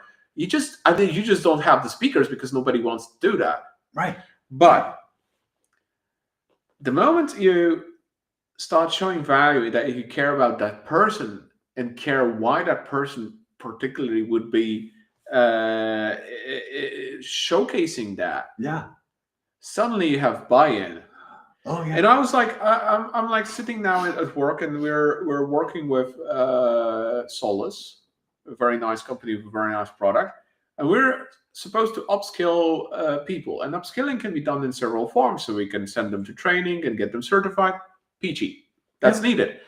But we still need to get some buy-in with those, so they can actually want to train and upskill, right? So that means we need to organize actual knowledge sharing sessions where we'll create that buy-in. All right, but then we have a list of sessions. Fantastic. Okay, what we can do? Okay, all right, I'll present this one. Maybe somebody from Solus will present this one. Oh, fantastic. But it's going to be like me, you, and okay, I'm going to be one person from this unit, just presenting that all the time again. Oh, he's on the bandwagon of that technology. He's just like you said, resume-driven development. Right. I don't care. I don't want to. Of course, I like the technology, and I would love to work with it because I find value in that technology. Perfect. That's my internal motivation to do this. Yeah. Do I have the why to justify that I would have to push it into everything? No, right? But I do want to create the buy-in with my devs and my architects from my cluster to go and join those sessions and get certified. And I'm like, okay, we need to schedule those. We have our event calendar, so we have somebody from our communication team to get in that. Yeah. I chat to the guy, and he's like, okay, I don't know much about this. I'm just a MuleSoft developer. Oh, perfect. Yeah. Perfect. You're a MuleSoft developer. Okay, we need to do a session also using Solus with MuleSoft. Would you maybe want to do that? Because you know what? As a developer, as you grow later into the tech lead, and then you possibly go into either being an SME in the technology, or you go into a architecture role, you need to practice your soft skills. Hey, here's a great opportunity for you to go in and practice those soft skills. I care about you growing as a specialist and growing those soft skills as well. I'm here to help you because I don't want to do those sessions myself because I have plenty of exposure already where I present things. This is an opportunity to give you a stage to present things. And I'm here to help you as a facilitator and also as somebody who's done plenty of those presentations. And help you build the deck, build the storyline, practice with me, whatever you need to deliver that presentation. We can work on that together. I show I care. Yep. And I do care. It's not just for show, because I wanted to just get that topic off my list. Right. I do care about the person's growth, because I build that mindset to care about people and their growth in my vicinity, so they grow together with me. And I have buy-in. Yeah. That person instantly agreed that this is a great idea. Hey, that's actually a good idea. I'll practice something and I'll learn something from that. All right, let's do this. And I already have 2 developers to tackle 2 different integration technologies and put solves in context of that, because they see value in that, because that was collaboration. Yeah. Because I'm not dumping the task on them. I want to work with them and collaborate with them to create that value. I would say that pure communication aspect, that would be like I'm a boss and manager, and then the collaboration aspect is the leadership aspect. And it's interesting because you mentioned earlier about architectural katas. Oh yeah. Well, for those listeners who don't know, an architectural kata is a Japanese word for form. It's a small targeted exercise. So basically, these are, think of them as small case studies. It's a use case, but here we go. The value of doing those katas, you have to work on an architecture team. These teams are anywhere from 4 to 6, sometimes as high as 7. I like to keep it less than 6. But you have to work on a solution with other people who have different opinions. This is architecture. It's like arts. This isn't just a defined thing. You can come up with solutions. Barry O'Reilly would definitely want to disagree with you. That's art. He wants to bring it to science. I know. And I do agree with him on that. Yeah.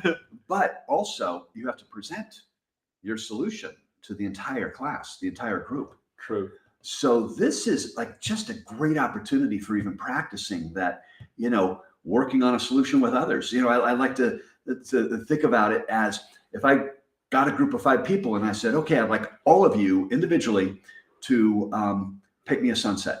Everybody would have a different view. If I just think right now, paint me a sunset. I have a picture in my mind of what that sunset would look like. I'm sure you have yours. The listeners all of a sudden have their view. Maybe it's over the ocean. Don't think about the pink elephant. Right. So all of us would have a different vision. Now my sunset has a pink elephant. Well, get those 5 people in a group and say, all 5 of you, I would like one picture of a sunset. Yeah, this is what those katas are like. Yeah. Because it's like, oh, no, I want to do it this way. And it forces you to have that collaboration and to work with others when you disagree. This is a great practice for doing that. Yeah, but this brings a risk in the terms of dominance, and I think this is this is a very good question that I think David posted earlier, and I noted it down because it was at the beginning of a stream.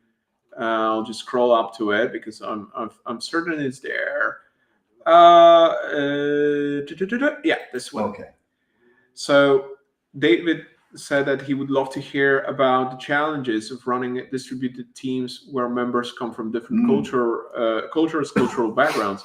Yeah. And this also the aspect of dominating and being a dominating character itself. This ties also to cultural aspects. So, for example, looking at differences, Dutch people are very direct.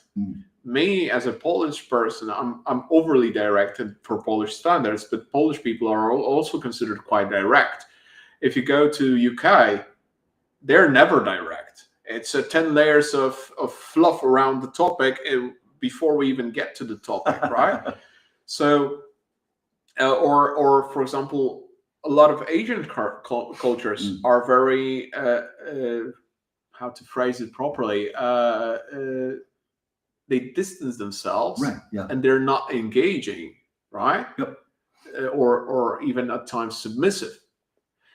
So this always runs the risk that if you don't build that cultural awareness, you're gonna over-dominate the whole conversation. Yeah.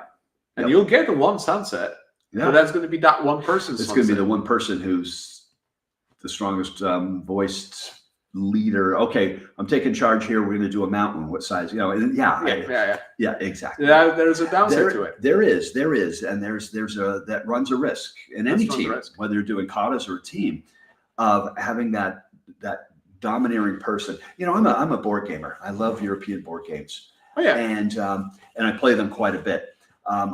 We might play one after the stream.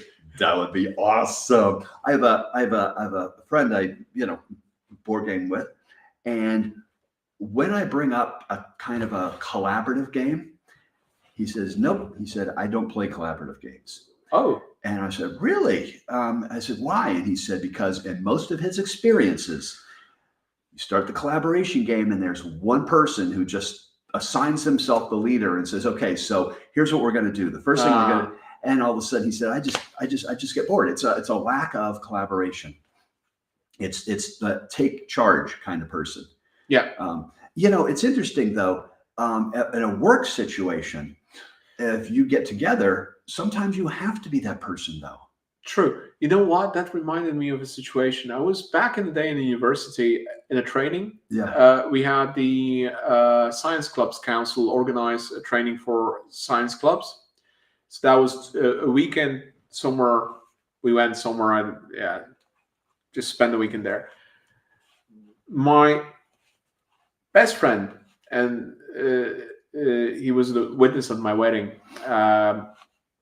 He was the trainer there. I was a participant.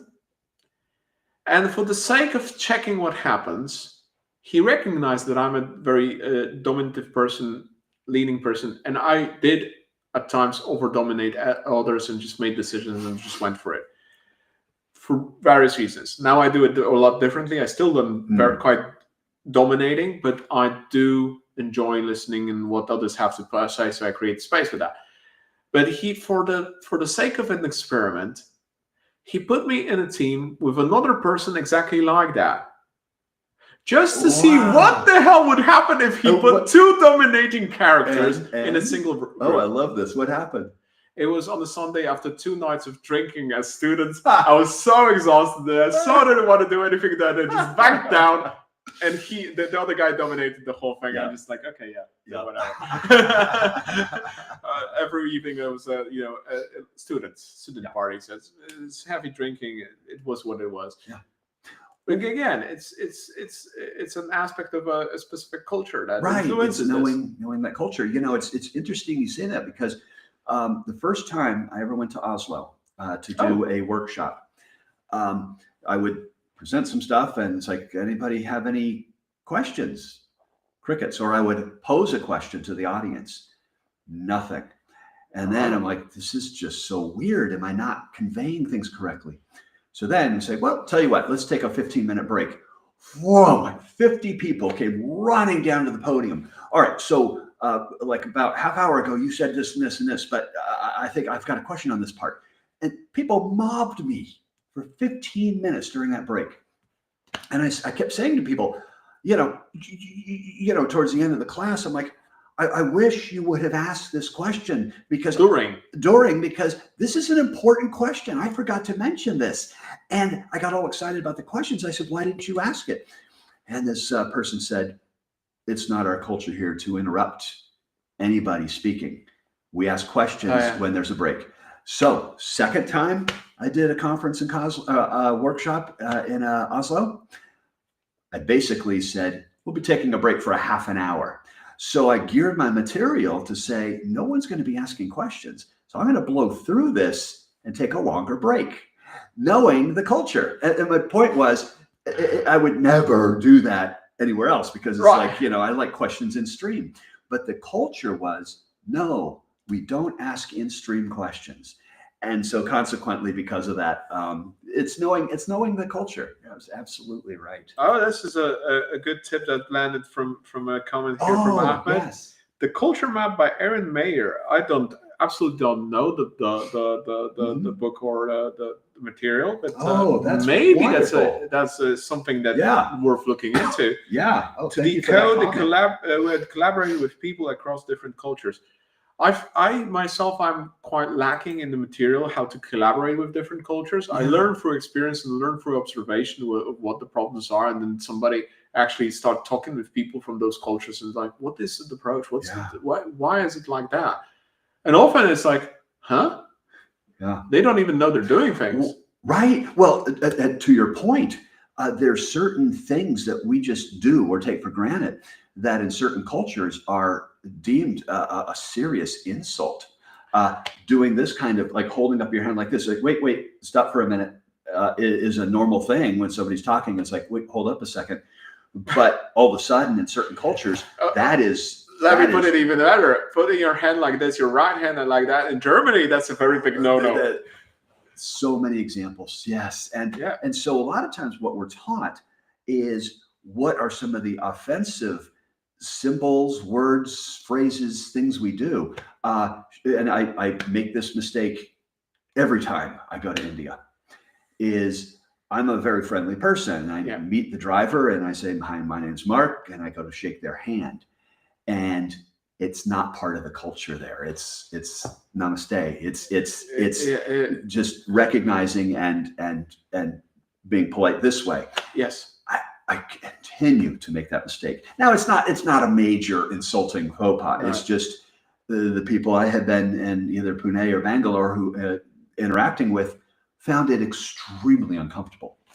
And so it's like, this is something I have to remember, but I bet that book by Eric Myers talks about some of these Aaron talks about some of these kind of cultural no-nos. In other words, phrases or like the gesture of shaking somebody's hand or that touch piece, and understanding when and when not to do that is really, really powerful. But this is also an aspect of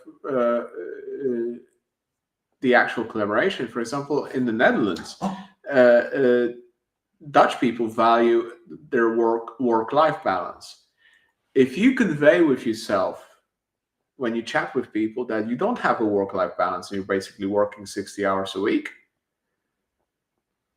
that's a problem already. Oh yeah, that's not that's you're going to be seen differently, right? Oh yeah, And in consulting, when you're interviewing with your potential clients, not a culture fit. We don't want a workaholic here. We want somebody who has a healthy balance so that he can actually in a healthy way contribute. Right. And this is for example completely something that some people from India coming to Europe, they cannot grasp that. They don't understand what the hell we're talking about. Because the culture in India, when you come directly from India to Europe, if you have that cultural mindset, it's like output. Nobody cares that you have a hobby. You're supposed to output the maximum. Because there's so much competition for your job. Right. No, you compete against the person who can output. Yeah. Oh yeah. That's just it. You know why this is so important is because when you're like starting off with a joke or something that's a little off colored, it's the problem is it sets the wrong stage. In other words, you're trying to collaborate and you've kind of changed the balance of things, and it really sometimes you just can't recover from that. I was in a particular trading firm in New York City, and my outfit. I wear. It depends. Not professionally. When I'm in a consulting engagement, fair enough. It's still my same quote uniform. I wear nice, clean, nice jeans, dark jeans. I wear a black T-shirt and I wear a dark, like a black sports coat. That's my uniform, and I can get away with it because I'm wearing a sports coat, so it's a very nice sports coat. But it was in one particular planning meeting, and we were in a heated solutioning, and so I took my coat off, and we're in a meeting room and stuff, and so I felt okay to take my coat off. So I'm in a T-shirt and jeans, and in comes the CIO to kind of check up on how the planning was going. he sits down, and he was kind of supposed to engage with us so we can give him a summary. He sits down. Everybody just like kind of got a little quiet. He just looked so upset, like literally about to explode. And so I'm like, John, this is good to see you. I'm glad you were able to come. We're almost done here. And he's just staring at me. And he looked at me and he said, how dare you come into my company in a t-shirt? Because this, he didn't see that I had a sports coat on because I had it off hanging over a chair. And it was like, oh, I said, John, I do have a sports coat. And he said, can you put it on, please? And I said, oh, absolutely. We were just, we got a little heated and stuff, and I put it on. But the whole time, he was scowling, arms crossed, never recovered from that. So, some of these things are. This is the question. Is that actually your problem? This is talking about you or him and the company? Well, what I'm talking about, though, is the fact that it completely derailed that entire rest of that planning session. Okay, that's fair. Never recovered. And okay, I knew he was coming in at some point. So, but I don't know. I tend to be a little more casual, I guess, than I probably should. And that's so okay. Maybe but so. Isn't if you look at that, okay, it's an important part of knowing the culture of the company you're going into. So this is what I was getting to. There's a culture of a people, and then there's the culture of the company. Yeah, and that's sometimes equally as important to understand. Yes, it's a part of the cultural diversity. As a consultant, yeah, because you get this, you can look at this the culture of the continent, for example. Right. There are common traits in that. You look at the culture of the country, the region at times. Or going at that, you go company, but also minority, for example. Yeah. The group within that company. Mm-hmm. If you go look at the culture of the operations units, it's going to be a completely different culture than the board level. Again, we're riding the elevator, right? Right. Yeah. It's going to be, these are different languages, different cultures entirely. Yeah. Different faux pas. Yeah. Right. Oh yeah. And different things that will gain you traction with those groups. Yeah. It's difficult as this. Oh yeah. Oh, absolutely. But some of these are actually very petty. Yeah. Oh yeah. No. That example with the boardroom and it was just, it's something I always remember. And it was funny because I was just recently in a training where I just have my t-shirt, but the company culture was pretty dressed up. So every time I left the training room, I would put my coat on, even to go just to the toilet or to go grab another cup of tea or coffee. Coat always went on. And somebody had asked, why do you keep taking your coat on and off? And I told them this story. I said, it has jaded me forever on wearing my uniform. So I put my coat on when I'm not actively engaging in like a training or a working with some developers at a whiteboard, that kind of thing. So it's yeah. Oh, go. What it's interesting. One topic, because I know we've been going for almost 2 hours. And one topic that I really, really wanted to touch on, and that was, we've been talking a lot about these soft skills and the human kind of condition and how to improve ourselves and how to motivate and improve others. Yeah. A lot of times we run into situations, and you mentioned this very early on in the podcast about toxic environments. Yes. Well, this is kind of a interesting topic about, how do you deal with those kind of toxic environments? You find yourself wanting to develop your people skills, but it's just too toxic. And, I think that'd be a neat topic to munch on for a little bit. Because I've got a great quote. I know you got a great quote. Yes. It's such a great quote. I love it, and it's so confusing at first, but it's absolutely genius. A great quote. So a lot of times we try our hardest to motivate people. We try our hardest to see about maybe talking to somebody. Can you please do something about this person? Nope, it's the way it is. They've been here 20 years. We can't do anything about it. So my co-author, Neil Ford, has a fantastic quote for this. And Yes. he says this: well, if you can't change your environment, then change your environment. Oh yeah. And it's just a great quote, because I love the you just basically defined recursion. but I love, and I've given this advice to many people, because basically what it's saying is, if you try first to make changes, affect changes in your environment, Try to create that impact, reduce that toxicity, or make an impact, try to get people moving in a different direction. But if you can't, then leave. Yeah. That's what changing your environment is. Either change your environment or change your environment. This is the time, because I see you people more than I see my family. And that's a case for a lot of us. Now, I know a lot of us are remote now, so we actually see our families more than our coworkers, which is sometimes good, sometimes bad. It depends.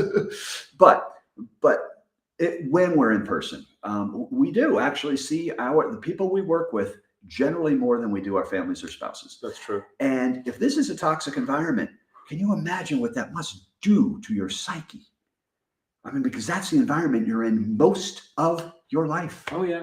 I mean, and so I take his quote, however punny, to heart, because you want to learn, you want to grow in your job, you want to grow as a person, and if you've got barriers to do that, then that's just not healthy. And time to leave, time to pick up, time to leave.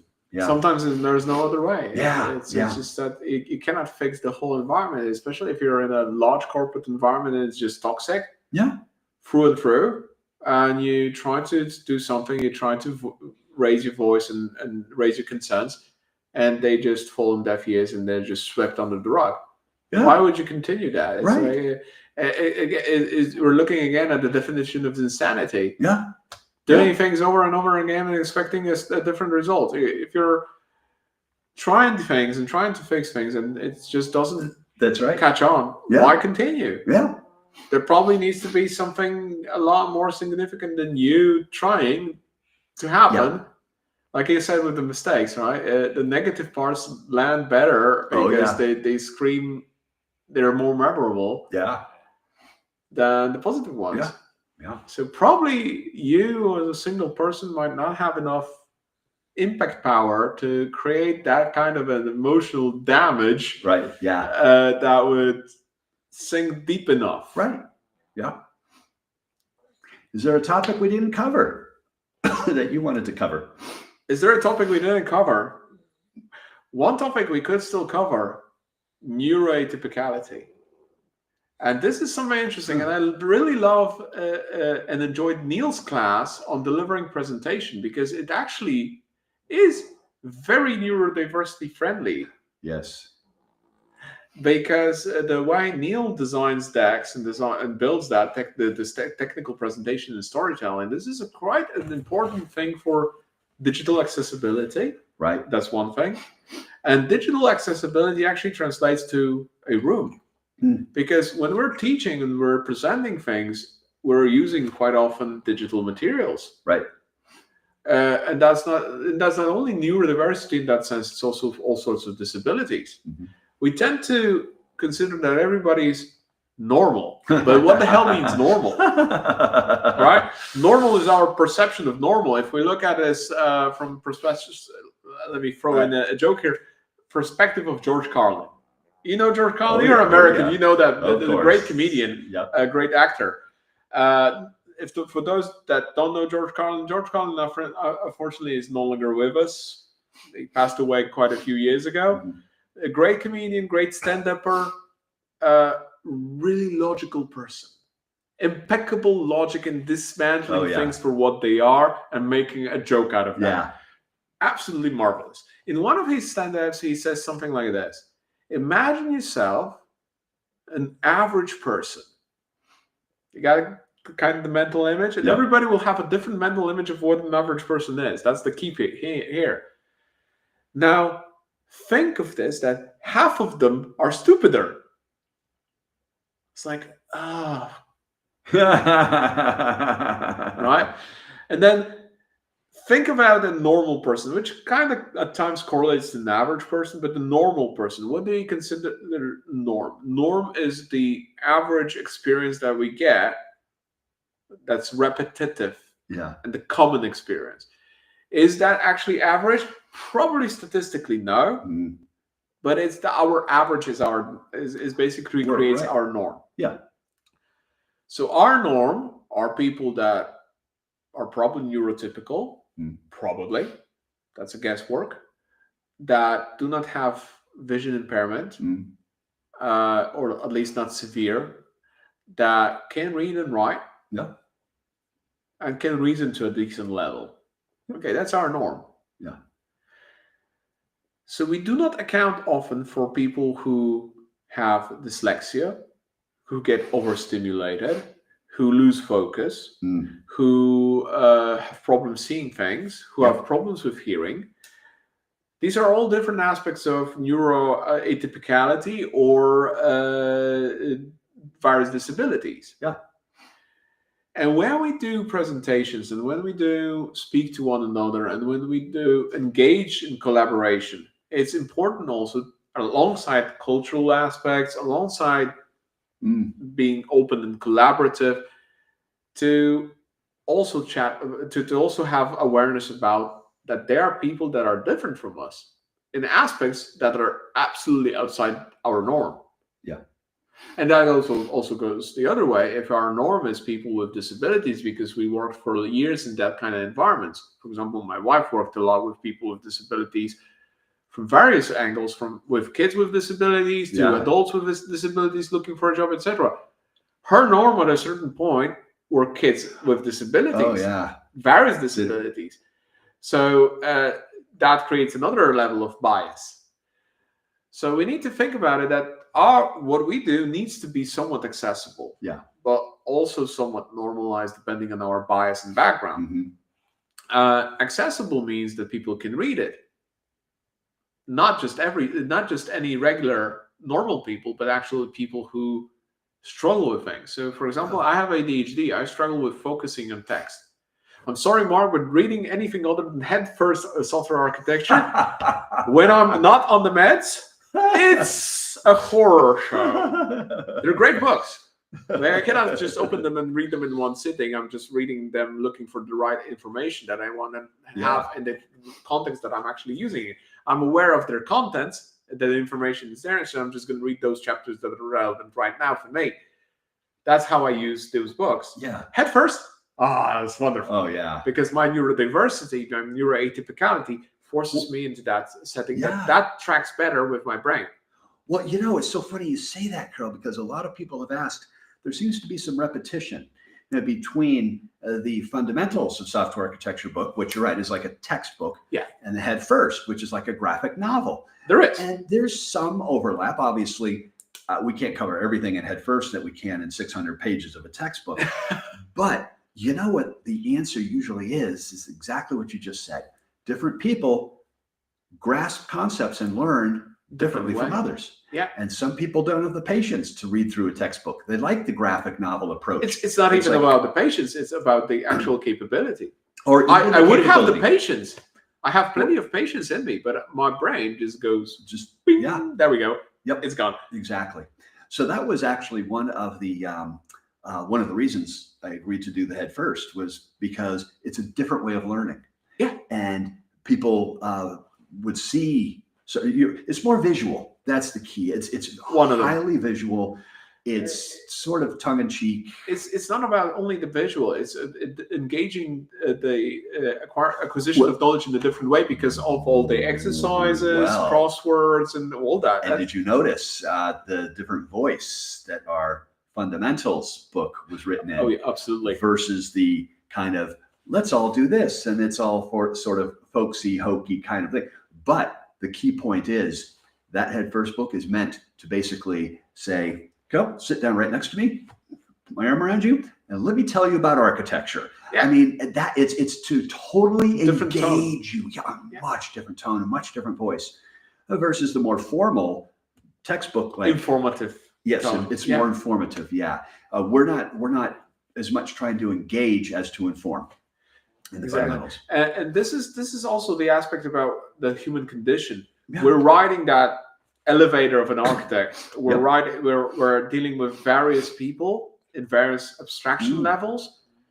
We need to adjust, but the abstraction levels are not only between the operations and the boardroom upstairs. Yeah. They're also, in horizontal aspects. Sure. Different scales. So the aspects are also with the way people engage, the way people talk, the way people learn, the way people consume information. So when I'm sitting and designing a training myself, I look at that aspect and like, okay, here I need to put something that's hands-on, practical. Right. Maybe ask a question for them to ponder, is solo or in groups. Here I need to dive into some information. How do I do that to make it tangible, to make it stick? Right. Anecdote, some whimsical metaphor. Well, you remember what Neil calls that? It's a brain break. Brain break. Brain break. That's the brain break. Because we engage a different part of the brain, so we give a little bit of a brain break to that one part that is very like highly logical or something. We go to that is creative and right. Yeah, brain break. Yes, absolutely. Great pattern. Yeah. But it's also not also a brain break. It's also because we need to repeat the same material but in a different way. Yeah. That repetition is key, but also repetition in a different way is key because first one might have not gained traction with people who do not learn that way, but the second one will gain traction with the others. And perfect. Yeah. So it's about this engagement as the specialist that we need to vary our ways of engaging with people. One of the tricks I learned at Neil's training, that was the one on the Riley about technical presentations, was okay. I was never a fan of walls of text. Yeah. That's the consulting way of kind of like composing these decks, and it's like bullet point, so many bullet points. This is just a wall of text looking at me, and it's just somebody flips the slide, and it's like more. Whoa! Too much. I'm done. Sorry, no, you lost my attention entirely. So it's overwhelming. Yeah. It's overwhelming. But I love it how Neil does it, and it's. I think we discussed it at some point somewhere. Use Keynote to do these kind of things. We call it the chart trail. It's different than PowerPoint, different than Google Slides. For example, Google Slides has absolutely no support to do these things. I wish they had. I'm going to request a feature for that. Basically, what Neil does is like, well, I'm talking, so I'm going to put part of the text as black. Yep. Then I'm going to grade out, put the next part as black. Chart trail, yeah. Chart trail. Then in consequence. Yep. And then what I do at the end, I'm just putting everything in black, just for the summary or a context. Well, and it's pulling your attention to a specific point. You don't go into overwhelm. You're not overstimulated by visually looking at that. Right.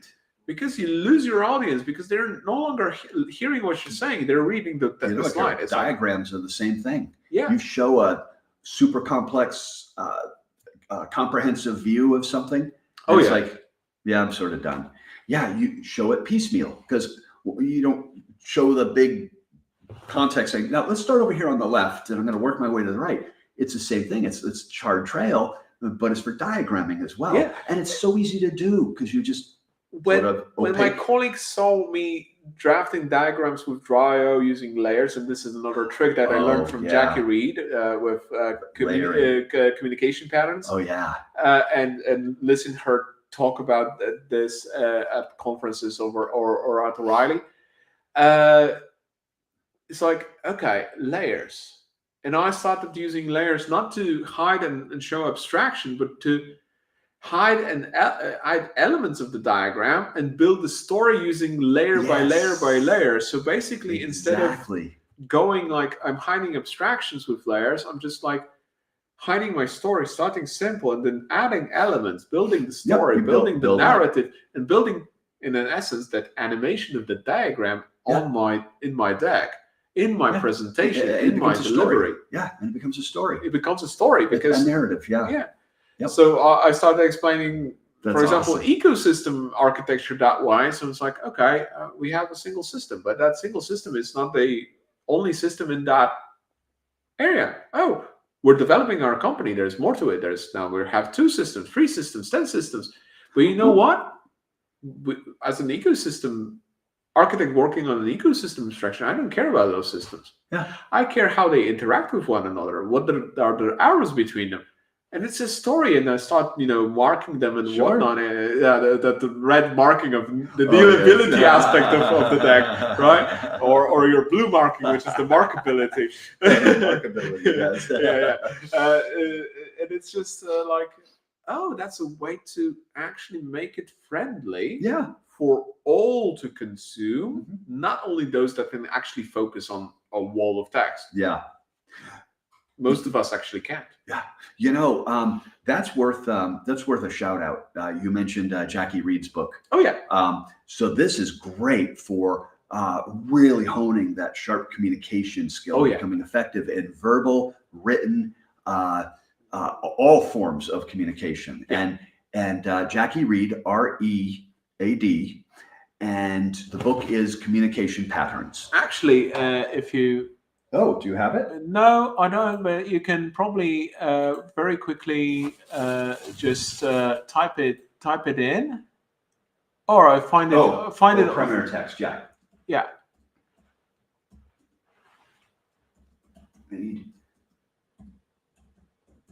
Communication patterns, and we can probably quickly jump to. If you quickly jump to just jump on the next tab to O'Reilly and just to take it from O'Reilly, the link, and that will be great. That's a great shout out to Jackie. That's a really good book. I have it in my library, read it several times, piece by piece, depending on the different aspect. Yeah.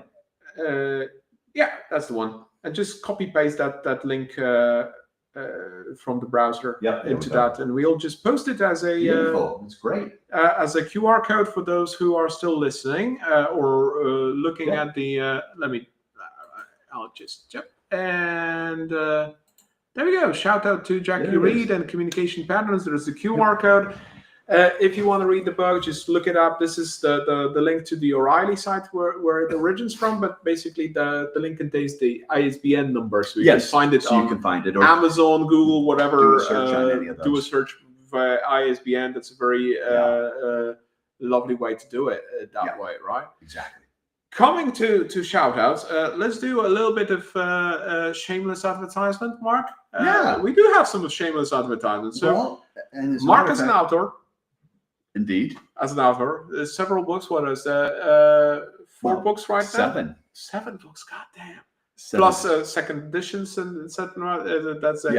So the latest one of those is the Fundamentals of Software Architecture, which is second edition. Second edition. Yep, just came out in April. So it's only been 4 or 5 months, And that was a revamp of a lot of things, and that's also touching upon the human condition of things. I think that's a larger upgrade of the book. It is, and that's why it's worthy of a shout out. Is the last third of that book is all about the techniques and soft skills of specifically of being an architect and some of those leadership skills, but they're transferable to any kind of technologist. So but I think that's one of the few rare books that actually touches upon that, because a lot of the books they touch upon mostly the technical aspect of architecture. Correct. Whereas there's very few. So the other one would be Gregor Hoch's elevator. So Gregor Hoch's The Architect's Elevator. That's another great. That one really touches upon all the human condition parts, and not really touches upon the actual technical condition. Right. That's all about the communication and collaboration at different levels. So this is some bibliography that's really worthwhile to read on that aspect. And other than that, on my website, my lessons, I've got a lot of soft skill lessons. So that's in its own separate category. It's all separate categories. So this is the website. So Mark is the founder of the Developer to Architect. Yes. So that's the website. You can find plenty of YouTube lessons or snackable lessons, quite friendly in delivery in that sense. 10 minute 15 minutes, depending on the lessons. So I think there was an 8-minute one.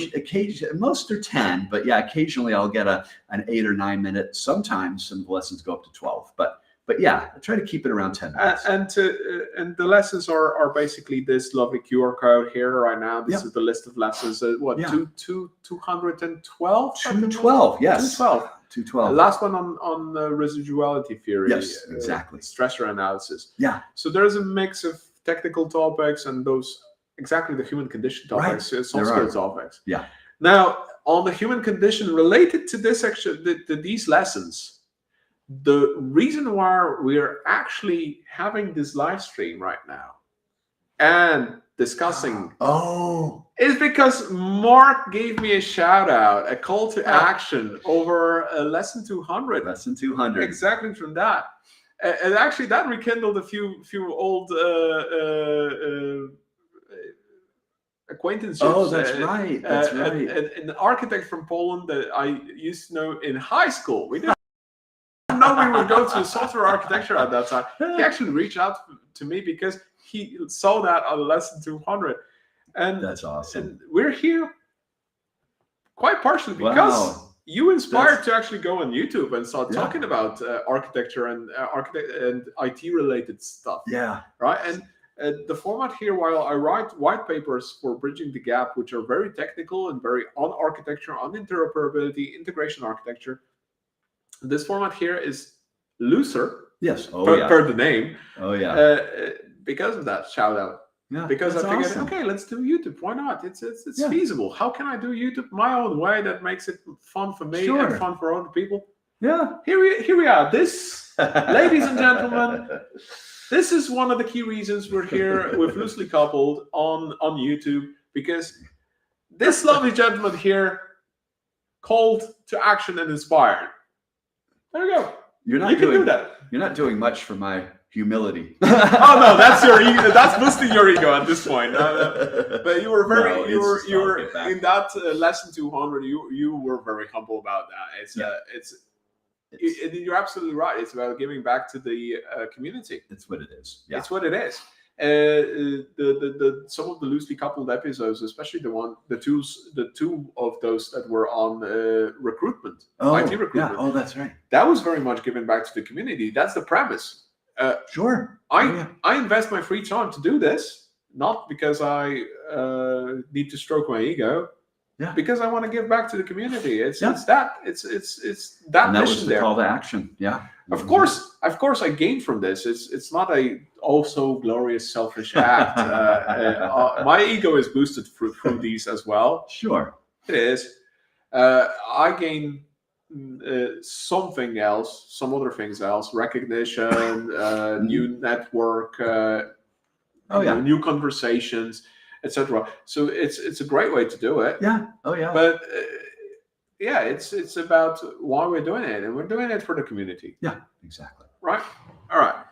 So these are more free shout outs. Some good resources to follow up on. And given that we're actually live 2 hours and 20 minutes, and it's 10:20, I think this is the moment where we actually can do my shameless Go for it. advertisement. Yep, so for the shameless advertisement from my side is that we're obviously having the next live stream somewhere. The next live stream is in what is that, 11 days now? Yes, we have the 11th today, so 22.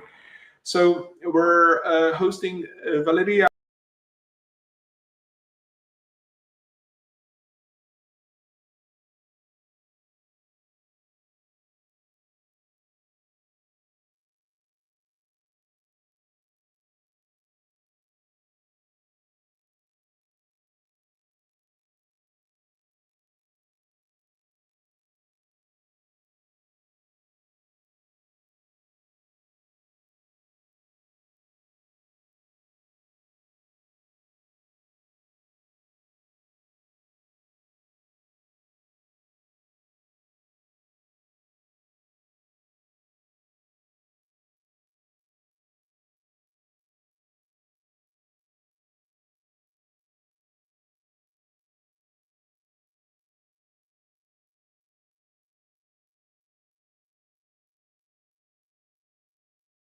No, I do think we lost the connection on the laptop. Hey, here we go for the Wi-Fi again. I told you that's not a very good thing.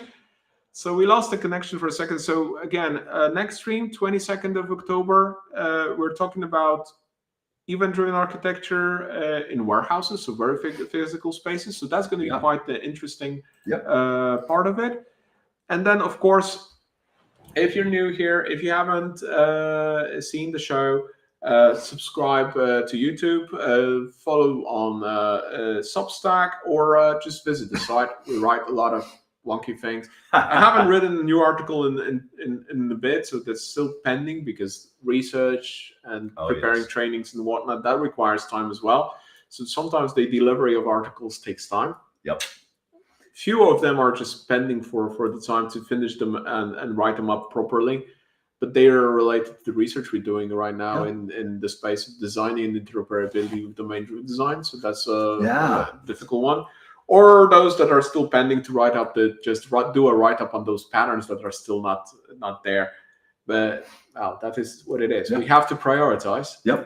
Sometimes that's the even more difficult skill in the human condition.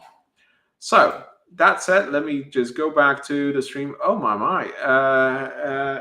That last comment, that's actually my mom. I didn't expect to see her on LinkedIn here at this hour. So hi. That's awesome. So yeah, I think there were really good questions. Yeah. Oh yeah. Really cool awesome conversation points. Yeah. Glad to have you here. Well, thank you so much for actually having me here in person. This is amazing. awesome. And so thank you. Really cool. Awesome really cool to have this first time ever in an actual live setting instead of on a call. Yeah. So that's amazing. Right? Wonderful. Thank you so much. All right. Thank you all of you who managed to stay with us to this hour, and have a lovely weekend. Yes. All right. Goodbye.